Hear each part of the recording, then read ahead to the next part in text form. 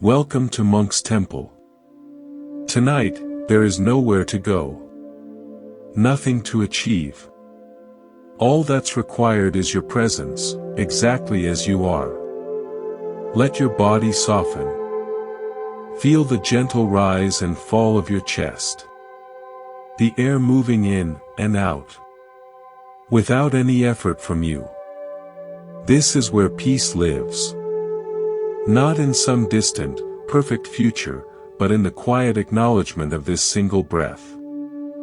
I want to begin not at the beginning of a journey, but in the middle of one. In the heart of a story that might feel familiar to you, even if the setting is far away. There was once a watchmaker named Emil, who lived in a small, cluttered workshop in the old town of Prague. His world was one of exquisite precision. Gears smaller than a fingernail, springs coiled with mathematical certainty, the steady, metronomic tick-tick-tick that measured the passage of seconds with flawless accuracy. He could take a complex, broken antique timepiece, all chaos and silence, and restore it to perfect, rhythmic order. From the outside, Emil's life mirrored his work, precise, orderly, predictable. But inside, he felt a dissonance, a grinding where that was out of sync. It was a feeling of profound disassembly.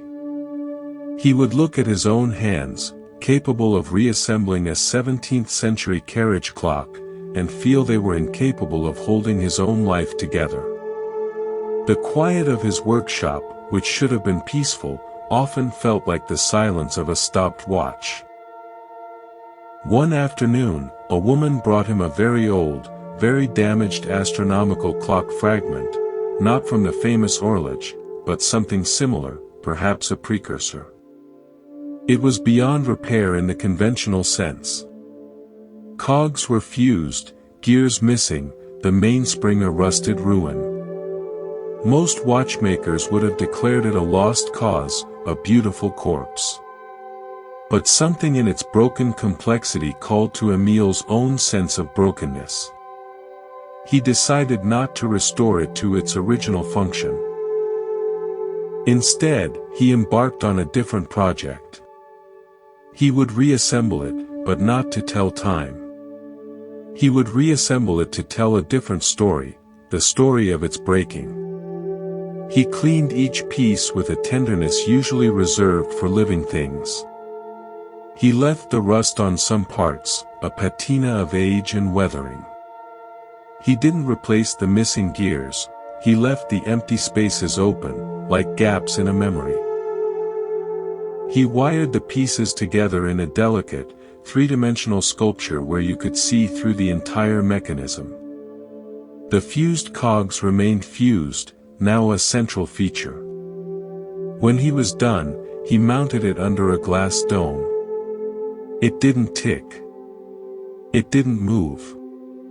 But light would pass through its open spaces, casting intricate, moving shadows on the wall, a silent, ever-changing ballet of light and dark, order and chaos, presence and absence. People who saw it were captivated. They said it was more beautiful, more alive, than a functioning clock could ever be. Emil would sit with it in the late-day sun, watching the shadows trace their slow arc. He realized he had been trying to fix his own inner life like a watchmaker, identify the broken part, anxiety, replace it with a new one, calm, force the springs of his will to make everything tick perfectly again. But his peace didn't come from fixing or replacing the broken parts. It came from assembling all of it. The anxiety, the rusted memories, the gaps where things should be but weren't, into a new, compassionate whole. It came from letting the light shine through the broken places, not sealing them off. The sculpture wasn't a repaired clock, it was a testament to the beauty of a coherent, accepted fracture. That feeling Emil had, the grinding whir of dissonance, has a name in the deep teachings of the world. In the Buddhist tradition, it is the first noble truth, dukkha. It's not quite suffering. That's too dramatic for its subtle, pervasive flavor. It's closer to a persistent sense of things being slightly off-kilter, of existential friction. Like a shoe that almost fits, or a tune you can't quite remember. It's the fundamental ache of being a temporary, feeling creature in an impermanent world. The Buddha's genius was not in pointing out that life has pain, any child knows that. His insight was naming this subtler, background hum of dissatisfaction that colors even our happiest moments, the whisper that says, "This is good, but will it last? Is this all?" Recognizing this hum is not a failure. It is the first, courageous act of honesty. It's the watchmaker admitting the master clock in his chest doesn't keep perfect time. And that admission is the crack where the light of understanding begins to get in. If Emil's story, or that quiet hum, resonates with something in you, you are already listening to a deeper call. This is what we explore here at Monk's Temple. If you'd like this gentle exploration to continue, consider subscribing. It's a simple way to support this community of stillness, and it ensures you won't miss our next shared moment of peace. Let's stay with this for a moment. We must understand there are two kinds of pain. The first is the direct, physical, or emotional pain of life, the stubbed toe, the grief of loss, the sting of rejection. This is unavoidable. It is the weather of a human life. The second kind of pain, the one that creates the grinding whir, is what we might call resistance pain. This is the suffering we add to the first pain through our relationship to it. The stubbed toe is one thing. The subsequent storm of thoughts, why is this always happening to me? I'm so clumsy. Now my whole day is ruined. That is the second layer. The grief is one thing. The belief that, I should be over this by now, or the fear that we will never feel joy again, that is the second layer. Dukkha is largely this second kind of pain. It's the friction caused by our mind struggling against the reality of the first pain. It's the watchmaker raging against the broken gear, instead of seeing the new pattern it makes. Our practice here is not to eliminate the first pain. That's impossible. It is to dissolve the second, unnecessary layer of resistance. It is to learn to be with the broken gear, the rust, the empty space, without adding a story of catastrophe. To illustrate this shift from resistance to acceptance, let's travel to the mist-shrouded rainforests of the Pacific Northwest. A woman named Maya worked as a forester, cataloging the health of ancient stands of cedar and fir. She was a scientist, trained to see blight, rot, and invasive species as problems to be managed, threats to the perfect health of the forest. One season, a particularly aggressive fungus spread through a section of old growth she loved. She watched, heartbroken, as majestic trees were consumed from within, their needles turning brown, their bark sloughing off. She saw it as a tragedy, a failure. She fought it with every tool she had, but the fungus was relentless. Exhausted and defeated, she took a day to just walk, without her tools, without her catalog. She wandered into a part of the forest that had succumbed to the fungus years earlier, a place she usually avoided. What she found was not a graveyard. It was a nursery. The standing dead trees, called snags, were covered in lush, emerald green mosses and lichens. Woodpeckers had drilled countless holes, creating miniature apartments for insects, which in turn fed flocks of birds. Saw-whet owls peered from hollowed-out trunks. At the feet of these giants, where sunlight now pierced the canopy, a riot of young hemlocks and huckleberry bushes thrived, seedlings that could never have grown in the deep shade of the living titans. The fallen logs themselves were nurse logs, their decaying bodies providing a rich, spongy bed for the next generation of trees. The fungus wasn't a destroyer. It was a crucial agent of transformation, part of the forest's intricate cycle of death and rebirth. Maya sat on a soft, moss-covered log and wept. She had been seeing the forest as a collection of individual objects to be preserved. But it was a process. A dynamic, flowing, intelligent process where death and life were not opposites, but partners in an endless dance. Her resistance pain had come from wanting to freeze one beautiful frame of the movie, the frame of mature, healthy trees. But the movie kept playing. By resisting the fungus, she was resisting the forest itself. She returned to her work with a new eyes. She didn't stop managing threats, but her relationship changed. She saw her role not as a defender of a static ideal, but as a humble participant in the flow, helping to guide it with less interference, with more awe. The ache in her heart didn't vanish, but it transformed from the pain of resistance into the poignant, tender ache of witnessing profound beauty in impermanence. This is the essence of the second noble truth: suffering arises from clinging, from wanting reality to be other than it is. And the beginning of the third noble truth: release from that suffering is possible when we release the cling. Imagine a fast-moving river.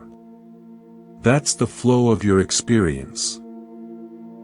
Sensations, thoughts, emotions, events, all rushing by. Now, in the middle of this river, imagine a large rock.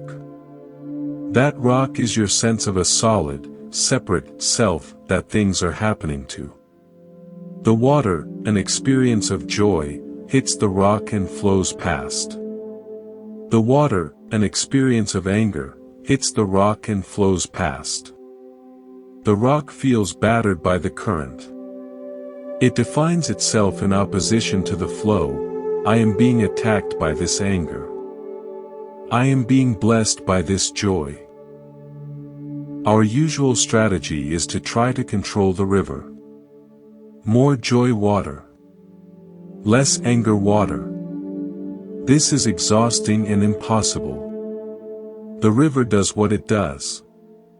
But what if the rock could realize something? What if it could notice that it is not solid, separate granite? What if it could feel that it, too, is made of water? Older, slower, more densely packed water, but water nonetheless.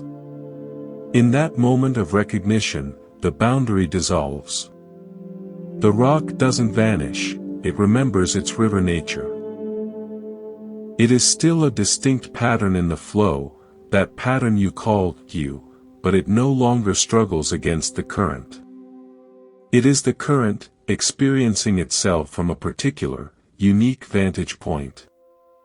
The anger isn't hitting you, it's a movement within the total flow that is you.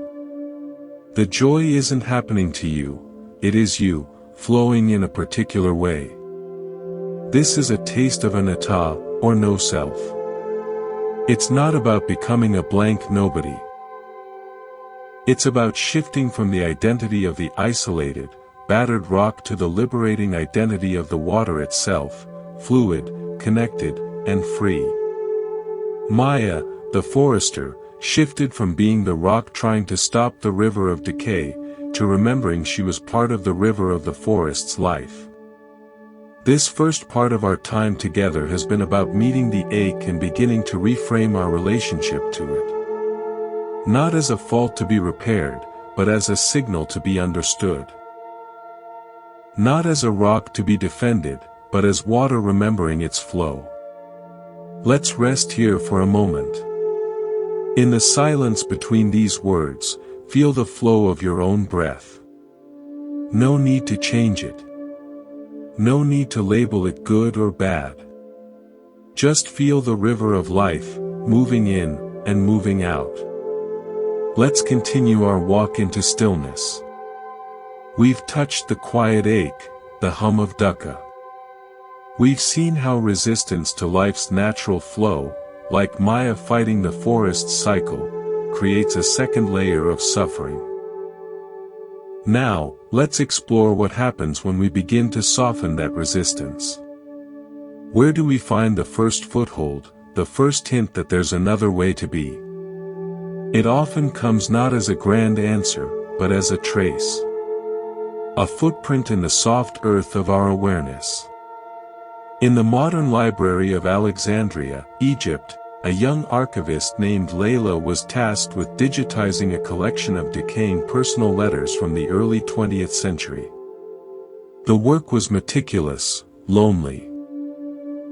She spent hours in a climate-controlled room, carefully handling paper so brittle it seemed to sigh at her touch. The letters were mundane, merchant accounts, family gossip, complaints about the weather. She felt disconnected, a ghost processing the ghosts of ordinary lives. One afternoon, a tiny, folded square of paper, no bigger than a postage stamp, fell from the binding of a ledger. Unfolding it with her tweezers, she saw it wasn't text. It was a minute, breathtakingly detailed pencil sketch of a single sprig of jasmine, drawn in the margin of what was clearly a scrap. On the reverse, in a cramped, hurried script, were 3 words, the scent remembered. That was all. No signature. No date. But in that instant, Layla was transported. She wasn't in a sterile lab anymore. She was in a sun-drenched courtyard a century ago.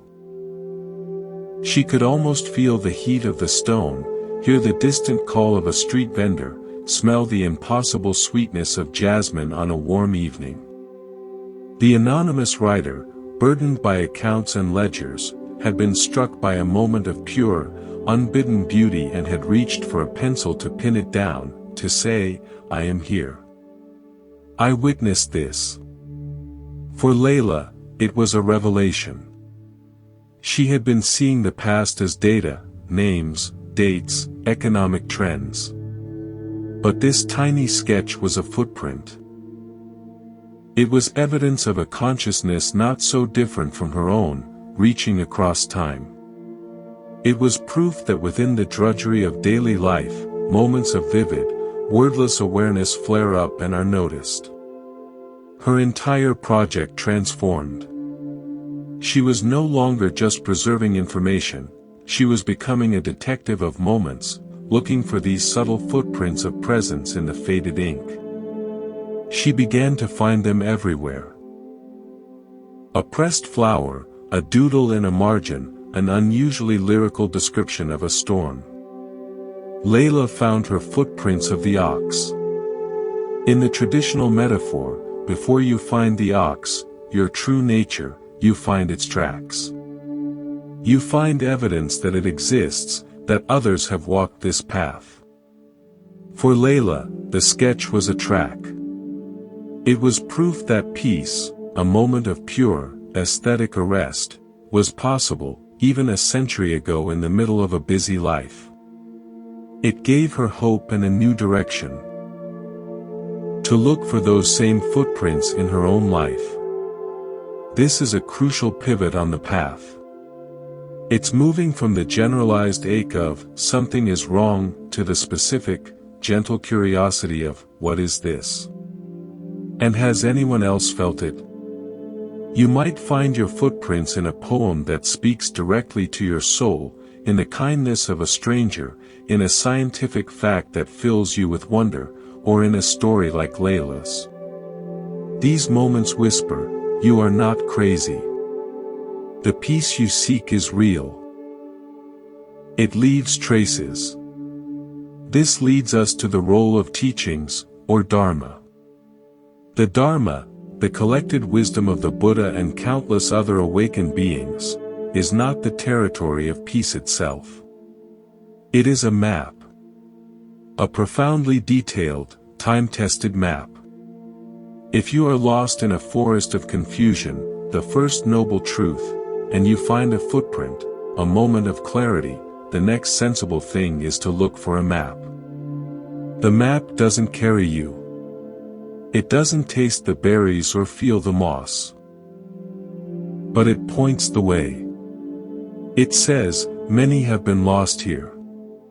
The terrain ahead is swampy with attachment. There is a ridge of insight over there. The river of impermanence flows this way. Layla's sketch was a tiny, personal map fragment. The broader teachings are the full atlas. They give context to our glimpses.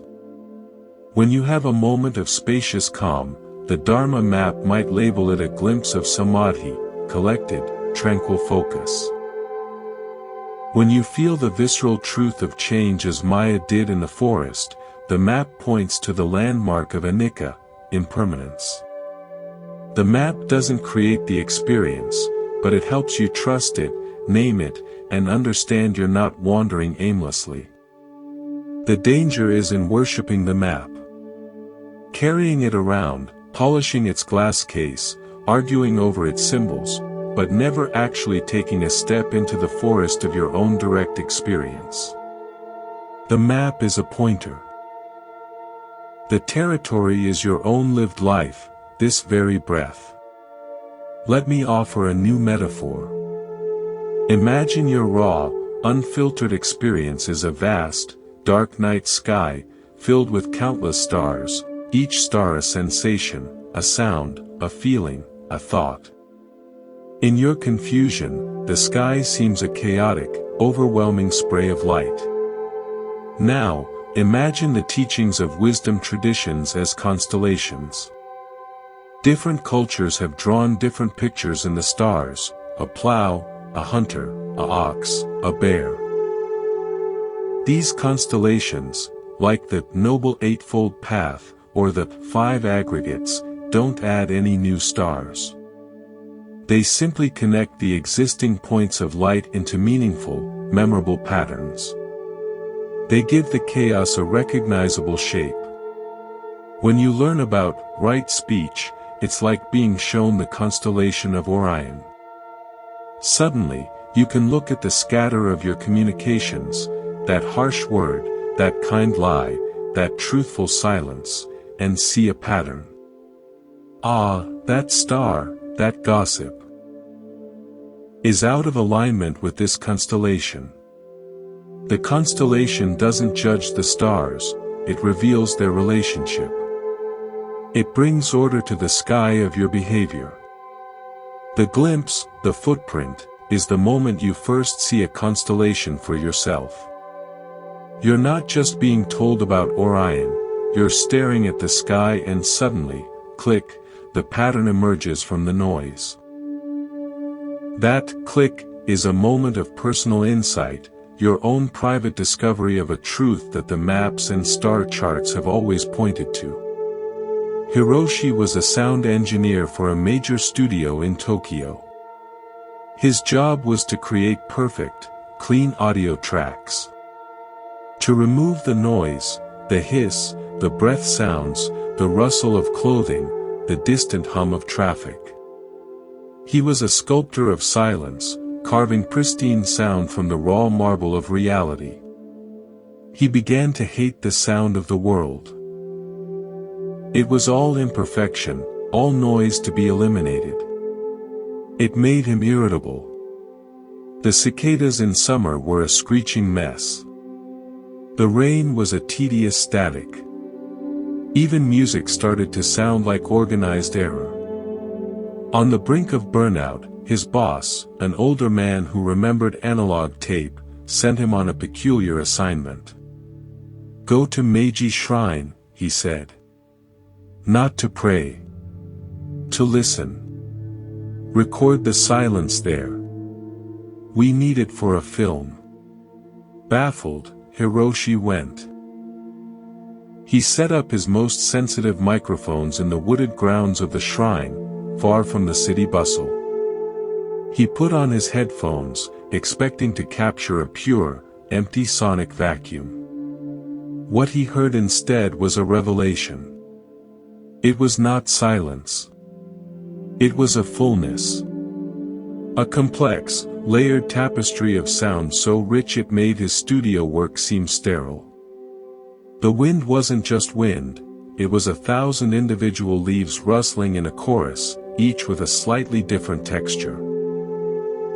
The distant city hum wasn't a nuisance, it was the deep, foundational bass note of a living metropolis. A crow's call wasn't a harsh noise, it was a sharp, intelligent punctuation mark in the forest sentence. He heard his own heartbeat in his ears, the soft rush of his blood, not as interference, but as the rhythm section of his own aliveness. He had spent his career trying to isolate the signal from the noise. But here, in this sacred grove, he realized there was no such separation. The isness of the place was the entire symphony, noise, and all. The peace he felt wasn't the absence of sound, but a profound, deep listening to the totality of what was. He wasn't removing anything, he was including everything. Hiroshi had found a footprint of a fundamental teaching, suchness or tathata. Things as they are, in their total, complete, and interdependent reality. Not as we wish them to be, clean, quiet, perfect, but in their suchness. The leaf rustle suchness, the crowcaw suchness, the traffic hum suchness. His suffering had come from resisting the suchness of the world, trying to edit reality into a narrower, more controllable track. His peace began when he put down the mental editing tools and simply listened. He went back to the studio a changed man. He didn't stop his work, but his purpose shifted. He wasn't eliminating noise to reveal a purer truth. He was carefully balancing elements to create a harmonious whole that honored the suchness of each sound. He had learned that true clarity isn't sterility, it's the ability to hear the sacred hum in everything, even in what we label noise. So, what is the practice here? It's the movement from resisting your experience, like the forester fighting the fungus, to investigating it, like the archivist looking for footprints, to finally including it, like the sound engineer hearing the totality. It begins with a simple, profound shift in attention. Instead of being lost in the thought, "I'm anxious," you learn to notice, the thought, "I'm anxious" is present. You create a tiny, crucial gap between the raw experience and your identification with it. You move from being the rock in the river, to being the river that is aware of both the rock pattern and the flow around it. This noticing is the seed of all freedom. It is the first, fragile root of wisdom. Let's practice this now, for just a few breaths. Don't try to change anything. Don't seek a special state. Simply notice the next breath as it enters your body. Feel the coolness of the in-breath, the slight pause, the warmth of the out-breath. No need to label it good or bad. Just be the archivist of this breath, noticing its suchness. Then, broaden your attention. Notice one sound in your environment. Not trying to name it or like it. Just let the sound be what it is, a vibration in the air, arriving, lingering, fading. For these few moments, be Hiroshi in the grove, listening to the fullness, not editing a thing. In this simple act of allowing, you are leaving your own footprints of awareness.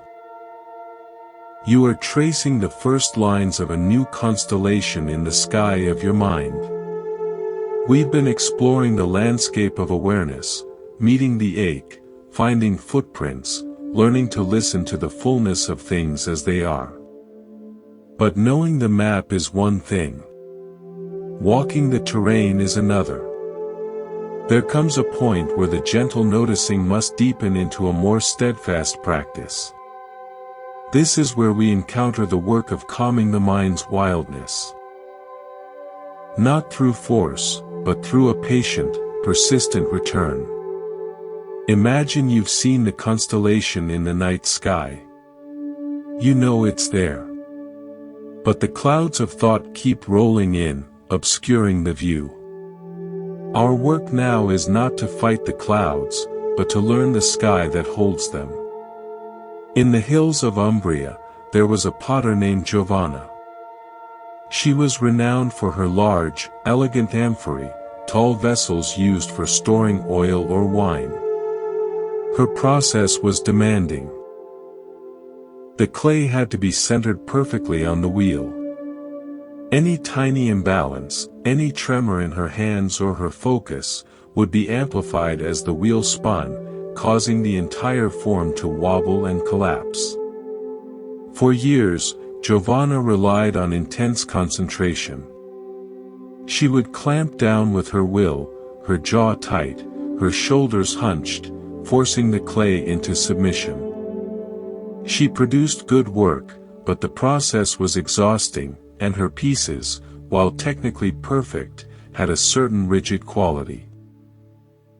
One particularly frustrating day, after a series of collapses, she threw a clay-smeared rag across her studio in despair. An old monk from a nearby monastery, who sometimes traded vegetables for her pots, was watching from the doorway. "You are trying to command the clay," he said gently. "But the clay is not a soldier. It is a partner in a dance. You do not command a dance partner, you feel their weight, their movement, and you yield and guide."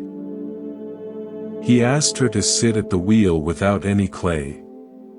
Just spin the wheel. Place your hands as if they are holding the earth itself. And breathe. Feel the wheel's rhythm. Let your hands find stillness within the motion. Skeptical but spent, Giovanna did as he said. For days, she just sat, hands hovering, breathing, feeling the hum of the wheel through her fingertips. She noticed how her urge to control created a subtle tension that actually caused more micro-movements. As she softened, her physical stillness grew. Finally, she added clay. This time, she didn't try to center it. She allowed it to find its center, her hands merely presenting a calm, unwavering space for it to do so.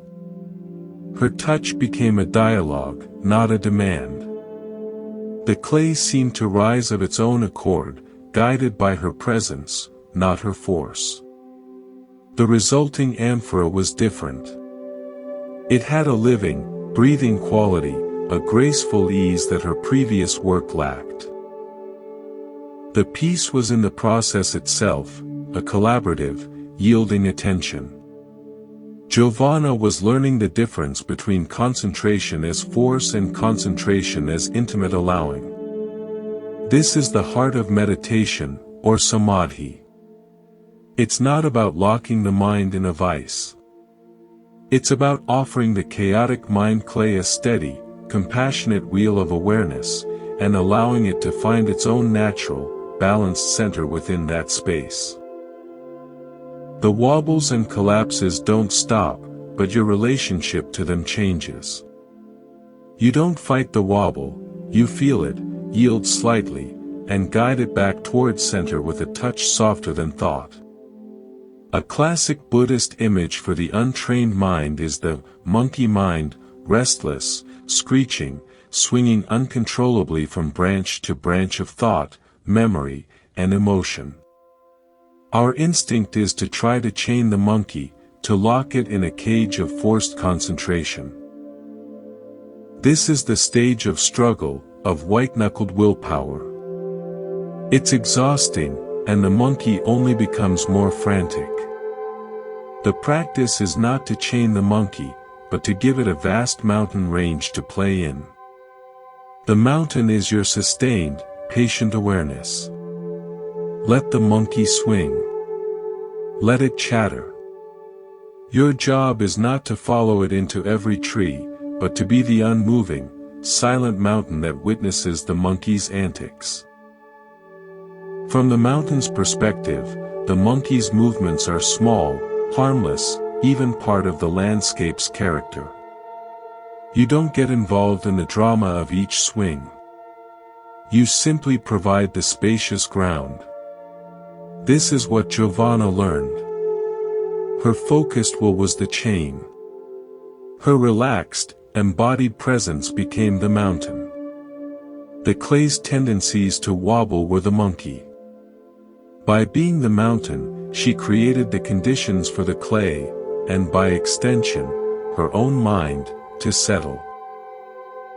I learned a similar lesson not from pottery, but from a frozen lake. I used to go ice fishing in northern Minnesota, less for the fish, more for the silence. I'd sit for hours in my little shack, my mind like a frantic animal in a trap, churning with plans and regrets. The silence outside only amplified the noise inside. One day, I drilled my fishing hole and, on a whim, decided not to lower a line. I just sat and looked down into it. The ice was 3 feet thick, crystal clear. Looking through it was like looking through time. I could see bubbles frozen at different levels, like suspended galaxies. Below, in the dark, cold water, nothing moved. It was a perfect, silent universe under glass. My mind was still racing. But now, there was a focal point, that perfect, still column of water in the hole. I'd bring my attention to it, and within seconds, my mind would dart away, to a memory, a worry. I'd notice it had darted, and gently, without criticism, bring it back to the hole. Back to the bubbles in the ice, the absolute stillness beneath. For the first time, I wasn't trying to stop my thoughts. I was just giving them somewhere else to land. The fishing hole was my wheel, my mountain. The process of noticing I'd wandered and returning wasn't a failure, it was the practice. Each return was a recentering of the clay. And in the brief moments when my attention rested on that icy portal, there was a peace so deep it felt like sinking into the lake bed itself. I wasn't creating stillness, I was joining a stillness that was already, always there, waiting beneath the frozen surface of my busy mind. Here's another way to see it. Imagine your awareness is a vast, intricate spiderweb stretched between trees at dawn. Your thoughts, feelings, and sensations are like drops of dew forming on the web. Some are large and heavy, a big worry. Some are tiny, a slight itch. The untrained mind is like a spider that dashes frantically to every drop, believing each one is a crisis, a prize, or an intruder. It's exhausting. Mindfulness is the spider learning to sit still in the center of the web. It feels the vibrations from each drop. It knows a big, worrying plop in the southeast quadrant. It feels the delicate tremors of a pleasant memory in the northwest. But it doesn't scramble. It rests in the center, feeling the entire web, connected to all the dewdrops but not owned by any single one. From the center, it can respond if necessary, but it is not jerked around by every passing breeze or condensing droplet. The web holds everything. The spider simply abides, aware. Your practice is to find that center point in the web of your own experience. The breath is often a good anchor, a consistent, gentle vibration at the center of your life web. You'll feel the big plops of anxiety. You'll feel the light taps of joy.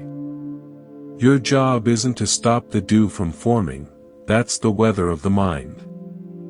Your job is to learn to sit in the awareness that feels it all, without losing your center. Alastair was a brilliant but tormented mathematician at Cambridge. He solved complex problems in topology, the study of shapes and spaces.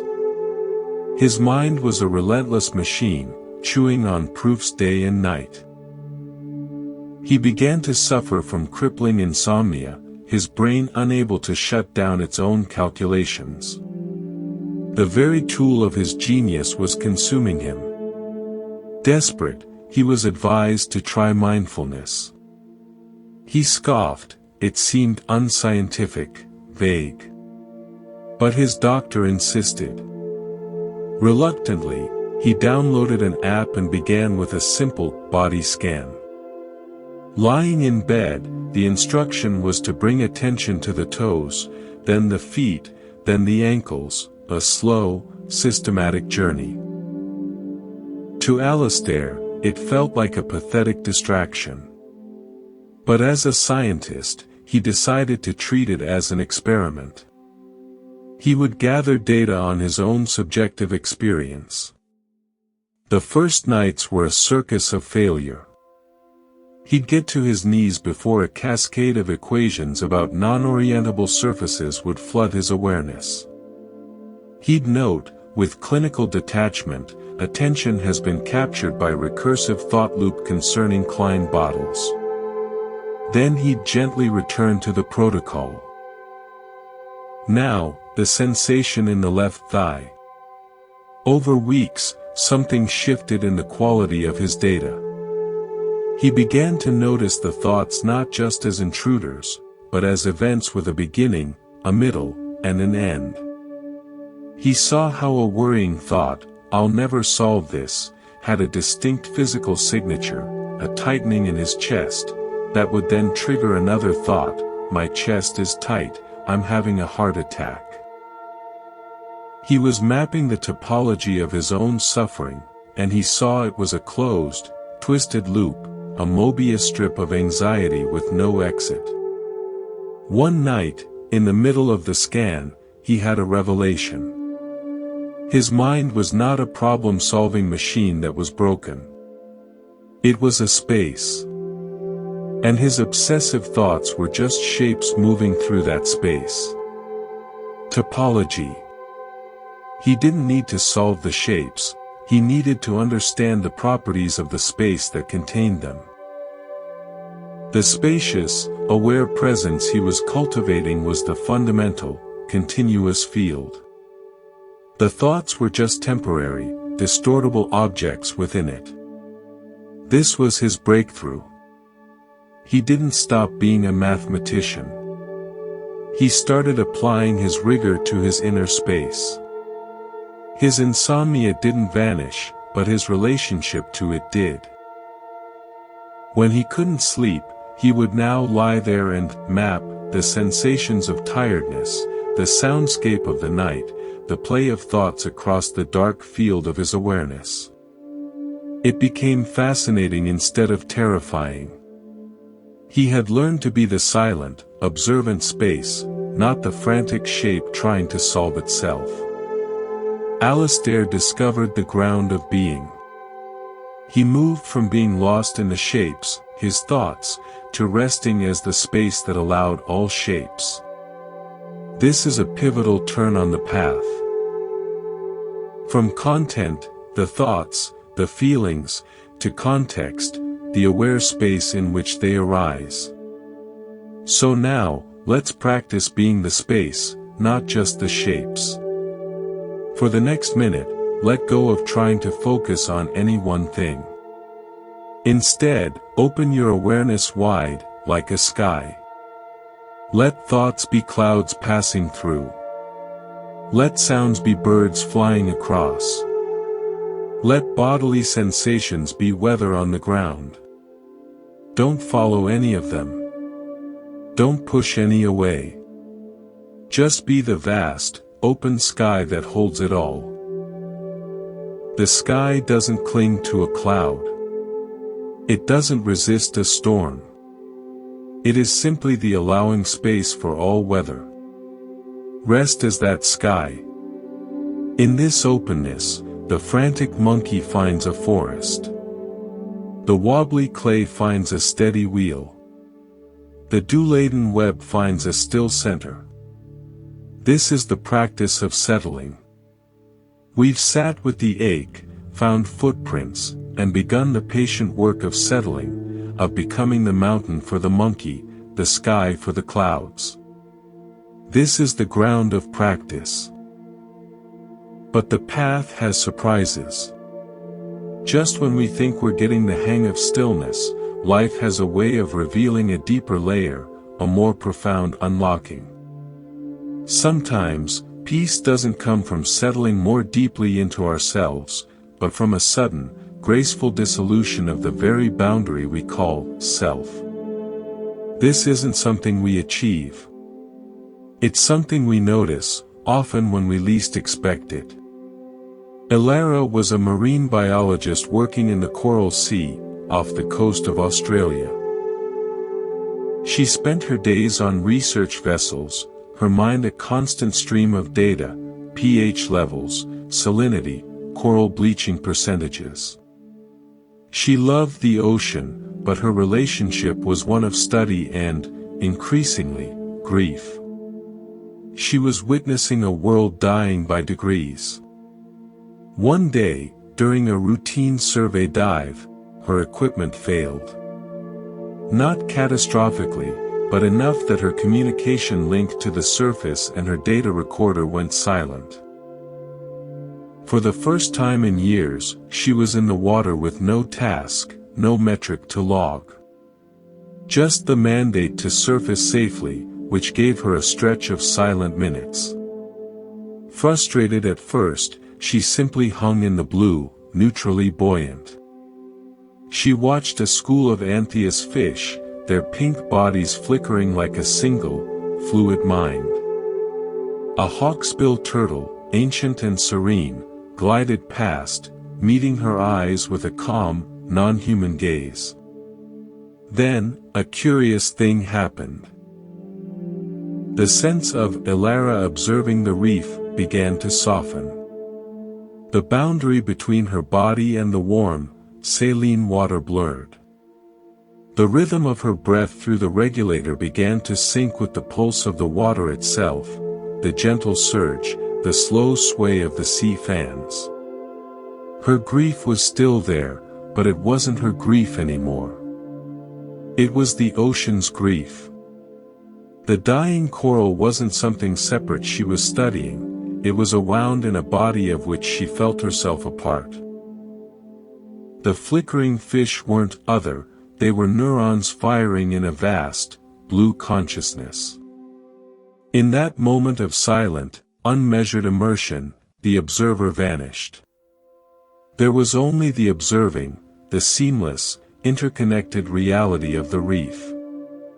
She wasn't in the ocean, she was the ocean, experiencing itself through human eyes, fish scales, and coral polyps. When she surfaced, she was weeping into her mask. Not from sadness, but from an overwhelming sense of belonging so profound it was like remembering a home she'd never known she'd left. The data-driven anxiety was gone, replaced by a deep, fierce, and compassionate love. She hadn't solved the problem of the bleaching. But she had shifted from being a separate agent fighting for a separate world, to being an intimate expression of that world, fighting for itself. Her work didn't end that day, it was transfigured. It became an act of love, not just analysis. Ilara experienced what in Zen might be called kensho, a glimpse of true nature. The ox wasn't just seen, for a moment, the separation between the seeker and the ox dissolved. She didn't find peace, she discovered she was made of the piece that constitutes everything. This experience points to a core philosophical teaching, interdependent origination, and its beautiful expression in the net of Indra. Imagine the universe as a vast, cosmic net. At every intersection of the net sits a brilliant, multifaceted jewel. Each jewel reflects every other jewel in the net. And within each reflection, you see the reflections of all the others, and so on, to infinity. Change one jewel, its color, its brightness, and the reflection in every other jewel changes, however subtly. You are one of those jewels. Ilara, the water, the fish, the coral, all are jewels. Her glimpse was the direct, felt experience of this truth. Her self wasn't a lonely, isolated stone, it was a reflection constituted by the entire net. Her grief for the coral was the net grieving for a part of itself. Her joy in the turtle's gaze was the net knowing its own beauty. This is the deep end of anatta, no self. It's not a nihilistic, you don't exist. It's a radiant, interconnected, you exist as relationship. Your being is a verb, not a noun. A temporary, shimmering node in an infinite web of cause and effect, reflection and connection. Suffering, in this view, is the jewel mistakenly believing it is separate, cut off, and solely responsible for its own glitter. Let's try another metaphor. Imagine reality is a sublime, endless symphony. You have been identifying as a single, anxious note, middle C on the violin, for instance, desperately trying to sound perfect, last forever, and stand out from the cacophony. Through practice, you learn to listen. First, you hear your own note more clearly. Then, you start to hear the notes around you, the cello's drone, the flute's melody. You see how your note fits, or clashes, with them. This is building mindfulness and harmony. But the glimpse, the moment of kensho, is when you suddenly become the hearing. The note you thought you were, the separate self, disappears into the act of listening. And in that listening, you realize the astonishing truth. The note was never separate. It was always an expression of the violin, the bow, the composer's intent, the acoustics of the hall, the listener's ear. The note is the symphony, and the symphony is the note. There is no partition. You haven't vanished, you have expanded to include the entire composition. Your little story of being a lonely, struggling note was just that, a story. The reality was always this magnificent, participatory music. Ilara, in the water, stopped being the note of the biologist and became the hearing of the ocean's symphony. Now, let's bring this from the sublime depths of the ocean to the dusty, dawn streets of Jaipur, India. Prakash was a street sweeper. His job began hours before sunrise, sweeping the labyrinthine lanes of the old pink city with a rough, twig broom. Swish swish. Swish swish. It was monotonous, tiring, and considered a lowly occupation. Prakash had a secret. He loved the dawn. As he swept, he played a game. He tried to make his sweeping motion as silent and seamless as possible, to blend his own rhythm with the waking sounds of the city, the first birds, the distant call to prayer, the sigh of a sleeping house. He wasn't trying to be mindful, it was just a way to pass the time without boredom. One morning, utterly absorbed in this game, something shifted. The swish-swish of the broom was no longer a sound he was making. It became the city's own breath. The dust rising in the golden dawn light wasn't dirt he was disturbing, it was incense offered by the street to the sun. His moving body wasn't, Prakash the sweeper, laboring. It was an expression of the lane itself, cleaning its own skin. The boundary between the sweeper and the swept dissolved. In that moment, his menial task was infused with a sacred, effortless grace. He felt a surge of dignity not as personal pride, but as the inherent dignity of a necessary, rhythmic function in the body of the city. He was a cell performing its role, and in doing it completely, he experienced the health of the whole organism. He didn't feel small, he felt essential. The peace he found wasn't in changing his job, but in the disappearance of the him that was separate from it. Prakash's story is the essence of the 10th stage, return to society. He wasn't a monk on a mountaintop. He was a street sweeper in the marketplace. His awakening wasn't a transcendence of his role, but a profound immersion into it, revealing its inherent sacredness. He became like Hote, the laughing Buddha, bringing a quality of serene presence to the most ordinary of tasks. His gift was his complete, unself-conscious participation. These glimpses, Ilaras in the ocean, Prakashas in the dust, are transformative. They rewire our understanding. But a crucial teaching, especially from Zen, is, do not cling to the glimpse. The mind, delighted, wants to make a trophy of the experience. I had an awakening. I became one with everything. It will want to relive it, talk about it, build an identity around it. This is a subtle trap. It's like the note, having briefly known itself as the symphony, now going around boasting, I am the symphony. That's just the note with a spiritual ego. The true value of the glimpse is not the experience itself, but the undeniable proof it offers. The separate self is an illusion. The peace of non-separation is real. It's like seeing a mirage for what it is. You can't unsee it. Even when you're thirsty and the mirage reappears, a part of you knows it's not water. The glimpse shows you the nature of the desert. So, what next? You ground the glimpse in daily life. You don't try to live in a perpetual state of oceanic unity. You bring the knowing from that unity back to washing the dishes, answering emails, dealing with difficult people. You ask, can I do this with just 1% less sense of a separate me doing it?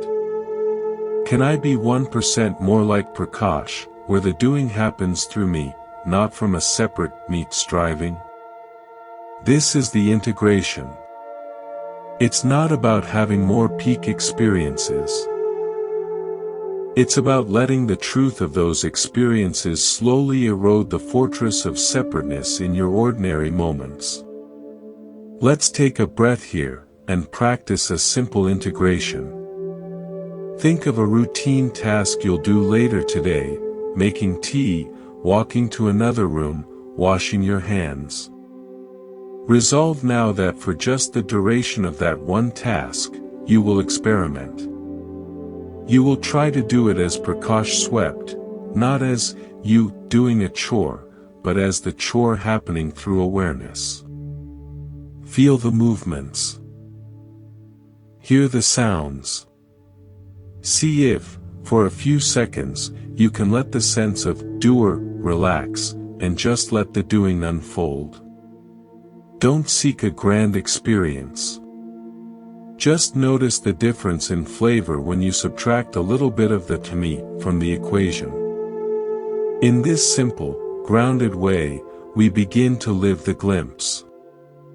We move from the spectacular vision of the net of jewels, to patiently polishing the one jewel we find in our hand, this moment, this breath, this ordinary act. Knowing it reflects all the others. We've journeyed through the ache of separation, the footprints of hope, the work of settling the mind, and the breathtaking glimpses where the wall between self and world simply vanishes. These glimpses are like lightning flashes, they illuminate the entire landscape in an instant, showing us the lie of our loneliness. But after the lightning comes the dark again, and we can spend years stumbling around, trying to find our way back to that illuminated place. What happens in that after? This is where many seekers falter. They cling to the memory of the light, mourning its passing, and in doing so, they miss the gentle, more enduring moonlight that is always available. This part of our journey is about that moonlight. The subtle, integrated wisdom that comes not from escaping the self, but from understanding its emptiness so thoroughly that life is lived with a lighter touch. In a forgotten attic of a Vienna museum, an old man named Friedrich had one duty: to wind the museum's collection of historical clocks. There were over 300 of them, grandfather clocks, ornate carriage clocks, delicate boudoir pieces. Each had its own rhythm, its own temperament. Some needed winding daily, some weekly, some every 8 days. Friedrich knew them all. He moved through the attic in a slow, precise ballet, a brass key in his hand. For decades, he saw himself as the master of time. His hand turned the key, his will maintained the order. The clocks were his charges, and he felt the heavy responsibility of keeping history ticking. One autumn afternoon, as he wound a particularly stubborn Baroque clock, the key slipped. The mainspring uncoiled with a violent sprung, and the intricate inner workings froze into a silent, tangled mess. Friedrich sat back, defeated. This clock was his favorite. For the first time, he had failed. He left it, a monument to his failure, and continued his rounds. But a strange thing happened. As he wound the other clocks, his relationship to them changed. He listened more closely to their individual ticks, not as a master checking his subjects, but as a fellow traveler in time. He noticed how the sound in the attic was not chaos, but a complex, living polyrhythm. The daily clock set the heartbeat. The weeklies provided a deeper, slower bass note. The steady ones were the metronome. His winding wasn't an act of control, it was an act of participation. He was not outside the symphony of time, conducting it, he was one more instrument within it, his winding arm providing the necessary energy for the music to continue. He returned to the broken clock. Instead of trying to fix it with frustration, he simply sat with it. He observed the frozen gears, the coiled spring. He saw its clockness was not in its function, but in its being. It was a beautiful, intricate sculpture of a moment in technological history. Its silence was just as valid a state as its ticking. By releasing his identity as the master winder, he saw the truth. He was a fellow transient phenomenon in the attic. He, too, was being wound by the sun, by food, by sleep, and would one day also fall silent. There was no controller. Only the beautiful, interlocking dance of winding and unwinding, ticking and silence, form and emptiness. Friedrich began to wind the clocks with a new tenderness, a sense of companionship rather than duty. The broken clock he left on its pedestal, a serene reminder. His peace came from relinquishing the illusion of control and joining the dance as a graceful participant. He understood sunyata, emptiness. The clocks were empty of a permanent, independent clock nature. They existed only in relationship, to him, to each other, to time itself. And so was he. This is a vital point.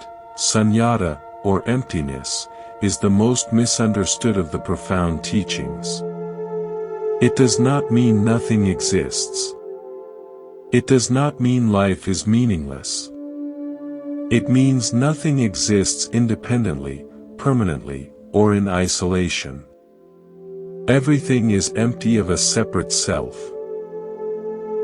Friedrich's clock was empty of an inherent clockness separate from its parts, its maker, its history, and his act of winding it.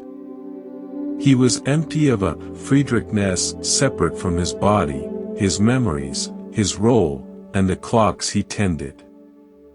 Think of a wave in the ocean. Does the wave have its own separate, permanent existence? No. It is a temporary formation of water, wind, and current. It is empty of a wave self. But does it exist? Absolutely. It is a real, roaring, beautiful phenomenon. To say the wave is empty is not to deny the wave, it is to understand its true, dependent nature. And in that understanding comes freedom. The wave doesn't suffer by thinking, I am a separate wave. I must protect my wave form. Oh no, I'm crashing. It simply arises, expresses its wave nature magnificently, and subsides back into the ocean. Your self is like that wave. The suffering comes from the thought, I am a separate, permanent self. The peace of sunyata is realizing you are the entire ocean, temporarily appearing as this unique, dancing wave. Friedrich stopped identifying as the separate, winder, and joined the ocean of time in the attic. Let's use a new metaphor. Imagine your experience is a kaleidoscope. The colored pieces of glass at the end are the raw data of your life, sensations, perceptions, feelings, thoughts. The mirrors inside the tube are the structures of your mind. Your beliefs, habits, conditioning, language. These mirrors shape the infinite patterns you see. You've spent your life fascinated, or terrified, by the patterns, the beautiful rose window, the chaotic explosion. You think, I am the rose window, or I am the chaos. This is identifying with the content. A glimpse of insight is like the kaleidoscope being shaken. The old pattern dissolves into a dazzling, random shower of color before a new one forms. In that moment between patterns, you might see just the plain glass pieces, or even sense the mirrors themselves. That's a glimpse of emptiness, seeing the components before the mind organizes them into a pattern of me. But true, integrated understanding is realizing you are the entire kaleidoscope. You are not just the current pattern, your self-image. You are also the mirrors, your conditioning, and the colored glass, raw experience, and the hand that holds it, awareness. And the act of turning, the flow of time. When you know this, you can appreciate each beautiful, temporary pattern without believing it's the final, fixed picture of you. You are free to turn the tube, to let new patterns form. Friedrich was stuck identifying with the pattern of Master Winder. His failure shook the kaleidoscope. In the new pattern, he saw himself as part of the turning mechanism itself. Mehmet operated a small, aging passenger ferry that crisscrossed the Bosporus in Istanbul, from Europe to Asia and back again. His life was defined by two shores and the flowing, churning strait between them. He made the crossing dozens of times a day, year after year. He knew every current, every shift in the light on the water, the skyline of minarets and modern towers from 1,000 angles. Passengers were transient, tourists with cameras, commuters with worried faces, lovers whispering.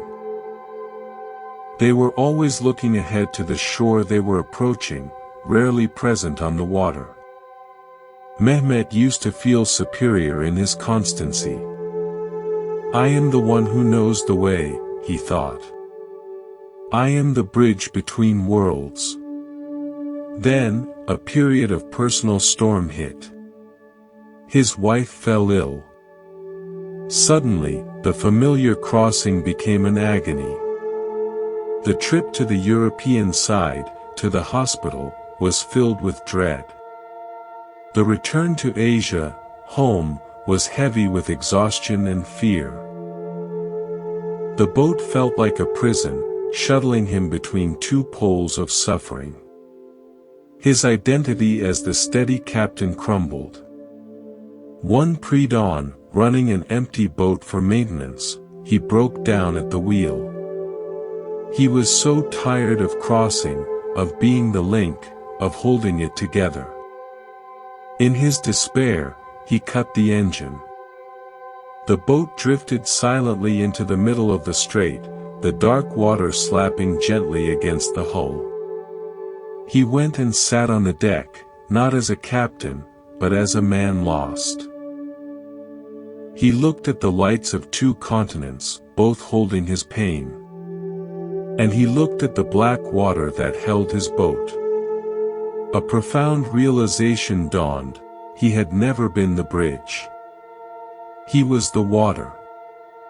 The shores were fixed points of circumstance, health and sickness, Europe and Asia, joy and sorrow.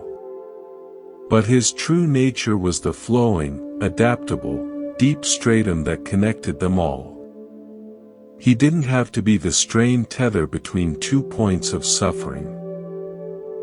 He could be the spacious, accepting medium in which both shores, and all journeys between them, arose. His wife's illness was one shore. His love for her was the other. And he was the vast, compassionate depth that embraced both without needing to change either. He started the engine again. The crossings didn't change. The worry didn't vanish. But the quality of his being changed. He operated the ferry with a new, deep calm. He was no longer a brittle bridge, but the stable, flowing sea itself. Passengers began to remark on the unusual peace they felt on his boat, unaware that the captain had stopped trying to connect the dots of his life and had instead become the paper on which they were drawn. Mehmet discovered the middle way in the most literal sense. Not identified with either shore of hope or fear, but abiding as the wise, balanced awareness that contains the journey between all opposites. Let's practice this shift from being the content of our experience to being the container. For the next few minutes, don't focus on any particular thought, sound, or sensation. Instead, feel the space in which all of these are happening. Feel the space inside your head, around your thoughts. Feel the space in the room, holding the sounds. Feel the space of your awareness itself, vast and allowing. Imagine your worries, your plans, your joys are like boats on Mehmet Strait. You are not the boats, straining to reach a shore. You are the deep, still water that buoys them all. The water doesn't care if the boat is going to the hospital or to a party. It simply supports, reflects the sky, and flows. In this shift from object to space, from pattern to kaleidoscope, from bridge to water, we find a peace that isn't dependent on which shore we're approaching. It's the peace of being the journey itself, fully and completely. We've been exploring the nature of self and reality, moving from the ache of separation to glimpses of unity, and into the deep understanding of emptiness, where we see ourselves not as isolated objects but as fluid processes, as space itself. This is profound, heady territory. But a mind can grasp emptiness as a concept and still be filled with suffering. The ultimate test is not in the seeing, but in the living. How does this understanding meet the rough, tender, and often messy reality of human relationship? How does emptiness love? How does no self care for another? This brings us to the natural, inevitable flowering of insight, compassion. It is not a separate virtue we must cultivate, it is the water that flows from the melted ice of the separate self. Dr. Anya Deschênes was a neurologist in Montreal, specializing in degenerative brain diseases. Her days were a clinical parade of heartbreaking loss, patients forgetting their children's names, losing the ability to speak, their very personalities dissolving like sandcastles in a tide. She built a wall of professional detachment to survive. She saw herself as a scientist observing the tragic failure of a biological machine. The wall held for years, until one patient, an elderly violinist named Mr. Du Bois, whose Alzheimer's was slowly erasing a lifetime of music. During an examination, Anya pointed to a simple drawing of a violin on a cognitive test. He stared at it, confused. Then, his hands, gnarled with arthritis, lifted from his lap. Without a word, they began to move with exquisite, practiced grace in the air, his fingers pressing imaginary strings, his other arm drawing an invisible bow. A perfect, silent vibrato. His face was serene, focused. In that moment, he was not a patient with a decaying brain. He was a musician, whole and complete, performing from a place the disease could not touch. Anya's wall shattered. She wasn't seeing a broken machine. She was witnessing the profound, indestructible suchness of a being. The music wasn't in the memory, it was the man, expressing itself through the only channel still fully open, pure, embodied gesture. The Mr. Du Bois, who owned a biography, a name, a diagnosis, that constructed self was fading. But the essential beingness, the capacity for beauty and expression, was shining through the gaps in the ruin. From that day, her work transformed. She didn't become less professional, she became more human. She stopped seeing Alzheimer's in bed 4, and started meeting the unique, present-moment reality of each person before her. Her compassion was no longer a weary duty, but a natural response to recognizing a shared, fundamental beingness beneath the surface of illness and identity. She was not a separate, healthy self helping a broken other. She was awareness meeting awareness, temporary form greeting temporary form, both subject to the same laws of impermanence. This is karuna, active compassion that arises from wisdom, not pity. In Buddhism, wisdom, prajna, and compassion, karuna, are called the two wings of a bird. One cannot fly with only one wing. Intellectual understanding of emptiness, wisdom. Without the softening, connecting force of compassion can lead to cold detachment, a spiritual bypass where we say, everything is empty, to avoid the messy reality of human pain. Conversely, compassion without the wisdom of no self can become codependent, exhausting, and fraught with the ego's need to be the savior. True compassion is what happens when wisdom touches the world.